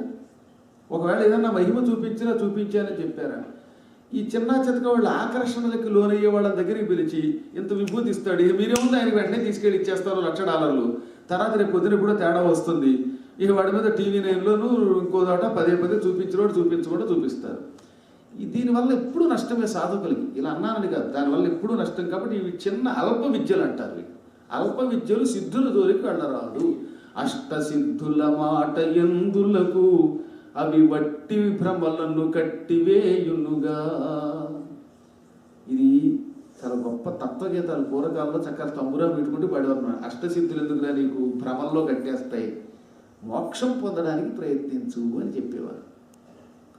సరే పాపం ఈవిడి దగ్గర అలాంటి విద్యలు కొన్ని ఉన్నాయి కాబట్టి వాడు, అమ్మ నువ్వు చాలా గొప్పదాది, ఒక కోరిక కోసం వచ్చానన్నాడు. ఏమిటి నాయనా నీ కోరిక అంది. నాకు పిల్లలు లేరమ్మా, ఒక్క కొడుకు కావాలని కోరిక, సంతానాన్ని ప్రసాదించు తల్లి, దానికి ఏదన్నా మార్గం చెప్పు అన్నాడు. వెంటనే ఆవిడ అమ్మయ్య దొరికిందిరా అనుకుంది. సమయం ఆవిడ మనస్సు చాలా గొప్ప ఊహ ఉంది. ఒరే అబ్బి, నీకు తొందరలో ఒక కొడుకు పుట్టేటట్టు ఏర్పాటు చేస్తాను, నేను చెప్పినట్టు చేస్తావా అన్న. తప్పక చేస్తానమ్మా, ఎవరికి చెప్పకూడదు, చెప్పను, మీ ఆవిడకి కూడా చెప్పకూడదు, చెప్పనమ్మా అన్నాడు. ఈ రోజు నుంచి రోజు మంచి కొత్త చెప్పుల చేతోటి కుట్టి తయారు చేయించి, మెత్తగా ఉండాలి, తోలు చెప్పుల చేత నైస్గా ఉండాలి, చూడగానే ముచ్చటగా ఉండాలి, ఆకర్షణగా ఉండాలి, అటువంటి చెప్పుల చేతని తయారు చేయించు. ఈ రాబోయేది వేసవికాలం. వేసవికాలంలో గంగా నది నుంచి స్నానం చేసి అందరూ ఇళ్ళకి వెళ్ళే చోట దారిలో ఇసుక మధ్యలో పెట్టా చెప్పుల చేత. నువ్వు మాత్రం అక్కడ ఉండకు, దూరంగా ఏ పొదలోనో దక్కుని చూడు. ఆ చెప్పుల చేత ఎవడైనా ఎత్తుకుపోయేదాకా రోజు నీకు ఇదే డ్యూటీ. నీకు కొడుకు కావాలంటే కొంతకాలం మిగతా పనులని మానేసి ఆ చెప్పులు పెట్టుకోవడం, రోజు చూడడం. ఎవడైనా పట్టుకుపోతే నాకు చెప్పు, పట్టుకుపోతే ఆ చెప్పులు మళ్ళీ ఇంటికి పట్టుకుపోయి మళ్ళీ మర్నాడు అక్కడే పెట్టేసుకోగలవు. ఈ పని నువ్వు చేసావంటే నీకు మంచి పుత్రుడు పుడతాడు. అమ్మగారు ఎందుకు చెప్పారో ఏమిటి అడగకూడదు కదా, అందుకని వీడు వెంటనే ఇంటికి వచ్చాడు. మంచి చక్కని చెప్పుల చేత వాడు తయారు చేశాడు. వైశాఖ మాసంలో గంగా నది రేవు దగ్గర ఉన్న ఇసుకలో ఈ చెప్పుల చేత పెట్టాడు. గంగా నదికి అంతా స్నానానికి వచ్చి స్నానం చేసి పోతున్నారు. పోతున్న వాళ్ళ చెప్పుల చేత చూసి పాప ఎవరో వదిలేసిపోయారు అనుకున్నారు తప్ప ఎవడు దాన్ని ధరించలేదు. ఈ ఆనంద తీర్థస్వాముల వారు ప్రతిదినము తెల్లవారుజామున నిద్ర లేచి సూర్యోదయానికి ముందు గంగలో స్నానం చేసి ఆ తర్వాత ఆశ్రమానికి వెళ్ళిపోయేవారు ఆయన. అసలు అందుకనే ఈవిడ ఆ చెప్పుల చేత అక్కడ పెట్టించింది అసలు రహస్యం. ఎప్పుడు ఆయన సూర్యాస్తమయం సూర్యోదయం ఖచ్చితంగా నియమాలు పాటిస్తాడు. ఒకరోజు ఈ చింతామణి ఎవరో ఒక తెలిసిన భక్తుడి ద్వారా ఆయనకి కొన్ని పాలు పంపింది రాత్రిపూట. రోజు రాత్రిపూట ఆయన పాలు తాగి పడుకుంటాడు. ఆ పాలు తాగ్గానే ఆయనకి బాగా నిద్ర వచ్చింది. మర్నాడు ఉదయం రోజులాగా 5 గంటలకు లేచేవాడు, 8ంటికి లేచాడు. ఉలిక్కిపడి లేచి, ఏమిట్రా ఎప్పుడూ లేదు, సన్యాస జీవితం గడుపుతున్న నేను ఇంత ఆలస్యంగా లేచాను పొరపాటు, అయినా సరే నియమం ప్రకారం గంగకి వెడతాను అనుకుని, అందులో ఆవిడ మత్తుమంది కలిపిందని ఆయన తెలియదు. ఎవడో శిష్యులు మధ్యవర్తుల ద్వారా ఇలా పనిచేసిందని. కాబట్టి మన దగ్గరకు వచ్చే శిష్యులంతా మన శిష్యులు అనుకోకుండా ఇందులో కూడా CBCID ఉంటారు. అమ్మ నాయనో, నమస్కారం చేసే ప్రతివాడు మన శిష్యుడు అనుకోవడం అంత ప్రమాదం మరొకట్లేదు అనమాట. అంటే శిష్యుడు అనుకో, కానీ ఏమని పాటుతో ఉండకూడదు. ఎవడు ఎందుకు వస్తున్నాడో తెలియదు. అందుకే ఎవరిని తోలనాడకు, ఎవరి ఏడలా పరిపూర్ణంగా విశ్వాసంతో ఉండకుండా తన జీవితం తాను సాగించాలి. సరే పాప ఏమైతేనే చకచక్క వెళ్ళాడు, గంగా నదిలో స్నానం చేశాడు. ఆయన ఇప్పుడు ఒంటరిగానే వెళతాడు. శిష్యులు పక్కన వస్తే వాళ్ళు కబుర్లు చెబుతారు, దాంతో పని పాడైపోతుంది, జపం దెబ్బతింటుంది. అందుకని ఏకాంతంగా వెళ్ళి స్నానం చేశాడు. జపం అయ్యింది, అప్పటికి 10 అయిపోయింది. దాంతో ఎండ చుర్రు చుర్రు అంటుంది. ఈ గంగ రేవు దగ్గర నుంచి ఆశ్రమానికి వెళ్ళడానికి 1.5 మైళ్ళు ఇంచుమించుగా అంత దూరం ఇసుకలో నడవాలి ఆ రోజుల్లో. దాంతో 2 అడుగులు వేయగానే కాళ్ళు చుర్రు చుర్రు అని కాలిపోయాయి. ఇంకా తట్టుకోలేకపోయాడు. ఎదురుగుండా కొత్త చెప్పుల జత కనపోయాయి. భలే ఉందనుకుని అది వేసుకుని, కానీ చెప్పుల జత ఎప్పుడు ఉట్టిని వేసుకోకూడదు కాదు, ఎవరిదో తెలియకుండా వేసుకుపోతే దొంగతనం. పోనీ ఎవరికి ఇద్దామన్నా అక్కడ ఎవడూ కనబడ్డల్లా. అందుకని చెప్పులు ముందు వేసుకుని, కాళ్ళు కాలిపోతున్నాయి, ప్రాణం పోతుంది గనక ఎవర్రా అక్కడ, ఈ చెప్పులు ఎవరివి, వారికి డబ్బులు ఇస్తాను అని అరిచాడు. చింతామణి ముందే చెప్పిందిగా. అందుకని ఈ చెప్పులు కుట్టే చర్మకారుడు వాదిపాడు చాలా జాగ్రత్తగా పొదలో దగ్గర కిక్కులు అనలేదు, ఏమీ మాట్లాడలేదు. పాప ఈయన అరిచి పోలే ఆశ్రమానికి వెళ్ళిపోదాం, ముందు గండం కట్టాక రేపు పొద్దున్న చెప్పుల షాపులు ఎవరి దగ్గర ఉన్నాయో వాళ్ళందరి దగ్గరికి ఈ వార్త పంపుదాం. ఏ చెప్పుల దుకాణం వాడు ఈ చెప్పులు తను తయారు చేశానని చెబుతాడు, వాడికి డబ్బిచ్చేద్దాం అనుకున్నాడు. మర్నాడు ఈ చెప్పులు గుచ్చుకుని శిష్యులు ఆ చర్మకారులు ఉండేటటువంటి పేటకి వెళ్ళి చెప్పుల దుకాణాలన్నింటినీ వెతికి, ఎవర్రా ఈ చెప్పులు మీవా, లేక కనీసం మీ దుకాణంలో ఎవరన్నా వీటిని కొన్నారా చెప్పండి అంటే, ఎవరు మాకు తెలియదంటే మాకు తెలియదు అన్నారు. వీడి దగ్గరకు కూడా వచ్చే చెప్పులు, ఈ చర్మకారుడి దగ్గరకు కూడా, వీడు కూడా ఏమెరగనట్టుగా నాకు తెలియదండి అన్నాడు. దాంతో శిష్యులు వెళ్ళి చెప్పులు పుచ్చుకుని గురువుగారి దగ్గరకు వచ్చేశారు. ఇప్పుడు గురువుగారికి వెంగపట్టుకుంది, ఎంత పొరపాటు చేశాను. అసలు పరుల వస్తువు ఏది దొంగతనం చేసినా వాడు ఈ జన్మ విడిచిన తర్వాత మళ్ళీ జన్మలో వాడు కొడుకై పుడతాడు. అదనమాట రుణానుబంధ రూపేణ పశుపత్రి సుతాలయ. ఇవాళ మన పిల్లలందరం పొరపాటున పక్క వాళ్ళ దగ్గర తస్కరించినా, లేక వాళ్ళ దగ్గర ఎక్కువ తిరిగి వాళ్ళకి ఏ పని చేయకపోయినా, రుణం తీర్చుకోకపోయినా ఇదే. ఉచితంగా ఏది పుచ్చుకోకూడదండి. కేవల దానాలు పనికిరావు. వాడికి జపం చేయటము, లేకపోతే వాడి దగ్గర ఏదైనా పని చేయటమో, ఉద్యోగం చేయటమో, ఏదో ఒకటి చేయకుండా ఉట్టినే పుచ్చుకుంటే దానికి తగిన ప్రాయశ్చిత్తం మనం మళ్ళీ జన్మ ఎత్తి తీర్చుకోవలసిందే. అదే మనం పశువుల రూపంలో, పత్ని రూపంలో, కొడుకుల రూపంలో, కూతుళ్ళ రూపంలో, గృహ రూపాల్లో పొందుతాం. ఇప్పుడు ఈ చెప్పులు వేసుకొచ్చాను, చెప్పులకు తగిన డబ్బు ఇవ్వలేదు, ఇప్పుడు నేనేం చెయ్యాలి అని బెంగ పెట్టుకున్నాడు. వెంటనే ఆయన శిష్యుల్ని పిలిచి, శిష్యులారా, నేను చేసిన తప్పుకి శిక్ష అనుభవిస్తున్నాను, నేను మిగతా వాళ్ళని ఎక్కువ కాలం ఆగలేను, కాబట్టి ఈ క్షణమే ఈ శరీరాన్ని విడిచిపెట్టేస్తాను. విడిచిపెట్టాక నా శరీరాన్ని, నా శవాన్ని చాలా జాగ్రత్తగా నా ఆశ్రమంలో నేను పడుకునేటటువంటి చాప కింద గొయ్యి తవ్వి అందులో పెట్టండి. గొయ్యి మాత్రం పూడ్చకండి, పైన చెక్క బల్ల పెట్టండి. నేను సాధ్యమైనంత తొందరగా అందులోకి వచ్చేస్తాను.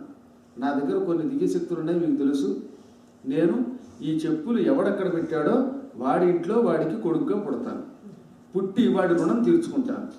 తీర్చుకుని ఆ తర్వాత తిరిగి నా ఆత్మని ఈ సన్యాసి శరీరంలో ప్రవేశపెడతాను. అప్పటిదాకా శవాన్ని మాత్రం తగలబెట్టకండి, కాల్చకండి. నేను చచ్చిపోయిన విషయం కూడా ఎవరికి చెప్పకండి. గురువుగారు ఏదైనా ఎవరైనా అడిగితే తీర్థయాత్రలకి చెప్పకుండా పోయారనండి.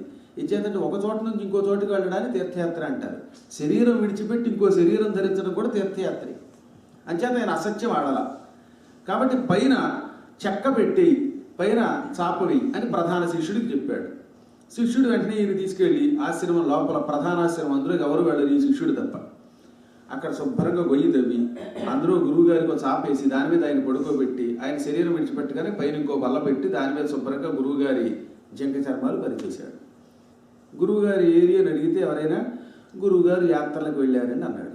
దీనికి యాత్ర అంటారనే విషయం ఉపనిషత్తుల్లో ఉంది కాబట్టి అందరికీ తెలుసున్న వాళ్ళకి తెలుస్తుంది, తెలియని వాడికి తెలియదు. ఈ వెంటనే చచ్చిపోయిన ఈయన మాదిగవాడి భార్య గర్భంలో ప్రవేశించాడు. ఒక్క చెప్పుల జతకి ఒక సన్యాసి ఆనంద తీర్థుడు కాస్త పాపం మళ్ళీ జన్మెత్తాడు, చర్మకారుడి ఇంటిలో ప్రవేశించాడు. అందువల్ల బయట చెప్పులు పెట్టారు కదా అని ఎవరు పడితే వాళ్ళు అందంగా ఉన్నాయని వేసుకుపోతే డబ్బులు లేకుండా దాని ప్రభావం ఇది. అందుకని మనం ఏం చేస్తున్నా ఓ పని చెప్పి చెయ్యాలి అని శాస్త్రం అనమాట. మీరు చూశారో లేదు, నేను ఏమంటే 2 కాగితాలు ఇవ్వండి అని అడిగి తీసుకున్నాను. నేను అడగకపోయినా తీసుకోవచ్చు స్వతంత్రంగా. ఆ 2 కాగితాల కోసం మళ్ళీ నేను అమెరికాలో ఆయన గడుపు నేను ఎక్కడ పుట్టినా అందులో ఆయన ఇప్పుడు మళ్ళీ సంతానం పొంది యోగం లేకపోతే ఆయన ఇంకో జన్మ ఎత్తిదాకా నేనెక్కడ చూడను. ఇవన్నీ చాలా యాత్రలు, మహాయాత్రలు, తీవ్ర యాత్రలు అది. కాబట్టి ఏం చెప్పినా ఏం చేసినా ఏమంటే మేము పాలు తాగమా అని అడిగి తీసుకోండి, ఈ కళ్ళతోడు పెట్టి తీసుకోనా అని అడిగి తీసుకోండి. అడిగి తీసుకుంటే కొంపములగదు. అడగకుండా ఏదైనా పొరపాటును పట్టుకుపోతే దొంగతనం అవుతుంది, రుణం కాదు దారుణం అవుతుంది అనమాట. సన్యాసి ఆనంద తీర్థుడికి తప్పలా వాడి భార్య గర్భంలో ప్రవేశించాడు. వెంటనే ఈ చర్మకారుడు ఆనందంతో వెళ్ళిపోయి, అమ్మా చింతామణమ్మా, నీ మహిమ అంతెంత కాదు, కేవలం చెప్పుల చేత వల్ల మా ఆవిడ గర్భవతి అయింది, అనుకున్నట్టుగా సంతానం పుడుతోంది, పండగ చేసుకోనంటే పండగ చేసుకుంటే చేసుకున్నావు, చెప్పుల విషయం మాత్రం బయటికి చెప్పేవాడు చంపేస్తాను జాగ్రత్త అంది ఆవిడ. ఎందుకంటే ఆవిడికి తెలుసు కనుక ఈ స్వామిని ఎలా పడగట్టాలో అంతా ప్రణాళిక ఆవిడదే కదా. నువ్వు చెప్పుల విషయము ఎక్కడా చెప్పకుండా నీ పండుగ నువ్వు చేసుకో, భవిష్యత్తులో ఇది మన ఇద్దరి మధ్యలో ఉండాలి సుమాంతి. అలాగేనమ్మా అన్నాడు. ఇదిగో భార్యకి శుభ్రంగా గర్భవతి అయింది కనుక చేయవలసినటువంటి ఉత్సవాలన్నీ చేశాడు. సీమంతోత్సవాలన్నీ అయ్యాయి. ఆవిడకి కొడుకు పుట్టబోయే ముందు చింతామణి వాడిని పిలిచి, నీ భార్య గర్భంలో ఒక గొప్ప వ్యక్తి పుడుతున్నాడు, వాడెవడో ఏమిటో నీకు అనవసరం, కానీ వాడి దగ్గర నుంచి నువ్వు నీ జీవితంలో ₹1 కూడా తీసుకోవు. వాడి దగ్గర నుంచి నువ్వు డబ్బులు తీసుకున్నావా ఆ క్షణమే నీ కొడుక్కి నీకు రుణం తీరిపోతుంది, వాడు చచ్చిపోతాడు జాగ్రత్త. నీ కొడుకు ఎంతకాలం బతకాలని కోరుతున్నావు అంటే 100 ఏళ్ళు బతకాలి కదమ్మా అన్నాడు. అయితే ఆ 100 ఏళ్ళు వాడి దగ్గర నుంచి 5 పైసలు తీసుకోవు అంటే, అలాగే తల్లి దీని వెనకాత ఇంత రహస్యం ఉందా అని వెంటనే ఇంటికి వచ్చి భార్యతోటి, ఇదిగో నీకు పురుడు వస్తుంది, అబ్బాయి పుడతట, అమ్మగారు చెప్పారు, కానీ వాడి దగ్గర నుంచి మాత్రం ఏం పుచ్చుకోకే అంటే, అలాగేనయ్యా పుచ్చుకోవడం అలా వచ్చు, నొప్పులతో చచ్చిపోతున్నానండి ఆవిడ. సరే ఆవిడకి మొత్తం మీద ప్రసవం అయింది. బంగారం లాంటి కొడుకు తలతల మెరిసిపోతూ పుట్టాడు, అచ్చం ఆనంద తీర్థ రంగులో అదే రూపంలో. పుట్టిన పిల్లవాడు ఏడవలేదు, కిక్కురు మండలంలో అలా గుడ్డు ఆర్పకుండా ఉన్నట్ట, కన్ను ఆర్పట్ల, ఇలా రెప్ప కూడా వేయట్లా. వీడికి అనుమానం వచ్చింది, ఎంత కదిపినా కదలట్లా. అయ్యబాబోయ్ సన్యాసం పోయి ఏడుస్తూ ఆవిడ దగ్గరికి వచ్చి, అసలు అబ్బాయి కదలటం లేదమ్మా, తల్లిపాలు తాగుడు ఏడవడు అనగానే ఈవిడ పరుగులు వచ్చింది. వస్తే పిల్లవాడు అలాగే కూర్చున్నాడు, సమాధి స్థితిలో కూర్చున్న యోగిలో ఉన్నట్టు. ఆయన జ్ఞాని, ఒక గొప్ప యోగి, ఈ జన్మెత్తాడు మరి కర్మయోగం వల్ల. అప్పుడు ఈవిడికి జాలి కలిగి, మనసులో ఇప్పుడు పశ్చాత్తాపం కలిగి, ఎంత పొరపాటు చేశాను, హాయిగా తపస్సు చేసుకునే ఒక యోగి మీద తొందరపడి ద్వేషం పూని కక్ష కట్టి ఈ చర్మకారుడి ఇంట్లో పుట్టేలా పునర్జన్మ వచ్చేలా చేశానని బాధపడి, కస్త్వం బాలక బాలక కహాత్వం నువ్వెవడివి అని అడిగింది. బాలికే యతిరకం, ఓ బాలిక నేను యతిని అన్నాడు ఆయన. మరి ఎందుకు ఈ జన్మ ఎత్తావు అంటే, చెప్పకుండా ఈ చర్మకారుడి చెప్పుల జత వేసుకుని ఇదిగో ఈ చర్మం ధరించాను, ఆ చర్మానికి బదులుగా అన్నాడు. అయ్యో దానికి మార్గం లేదా, ఏముంటుంది తల్లి, రుణం విముక్తి తప్ప, పైగా చచ్చే ముందు పదే నేను దీన్నే తలుచుకు చచ్చిపోయాను. అందుకే మనం ఒకవేళ పొరపాటు చేసిన 10 సార్లు తలుచుకోకూడదట, తలుచుకుంటే తొందరగా వచ్చేస్తున్నాడు పాపం. యాంతే మతి సాగతి, అంతే అంటే పోయేటప్పుడు, యా మతి నీ బుర్రలో ఏది ఉందో సా గతి అదే నీ గతి. అందుకని చచ్చిపోయే ముందు మా అమ్మాయి చచ్చిపోతే వచ్చే జన్మలో మీ అమ్మాయి ఇంట్లో కుక్కయ్యో లేకపోతే పిల్లయ్యో పుడతారు అనమాట, అమ్మాయిని చూసుకోవడానికి. ఇళ్లలో అప్పుడప్పుడు పిల్లులు వస్తాయి, ఎందుకు వస్తాయి అనుకుంటారు, పూర్వజంలో ఇవి పిల్లులు కావు. చచ్చిపోయే ముందు మా అమ్మాయిని ఒకసారి చూడలేదు అని ఏడు చచ్చిపోతే ఆ పిల్లి రూపంలో పుట్టి ఆ అమ్మాయిని చూసుకుంటూ ఉంటారు అనమాట. పాప ఆ అమ్మాయికి తెలియదుగా చిచ్చి పిల్లి అని, అంత పూర్వం పాలిచ్చి పెంచిన కన్న తల్లిని పాలు తాగుతుంటే కొట్టేస్తుంది. కాబట్టి ఇంట్లో పిల్లులు పాలు తాగుతుంటే కొట్టే ముందు ఆలోచించుకోండి, ఎందుకైనా మంచిది.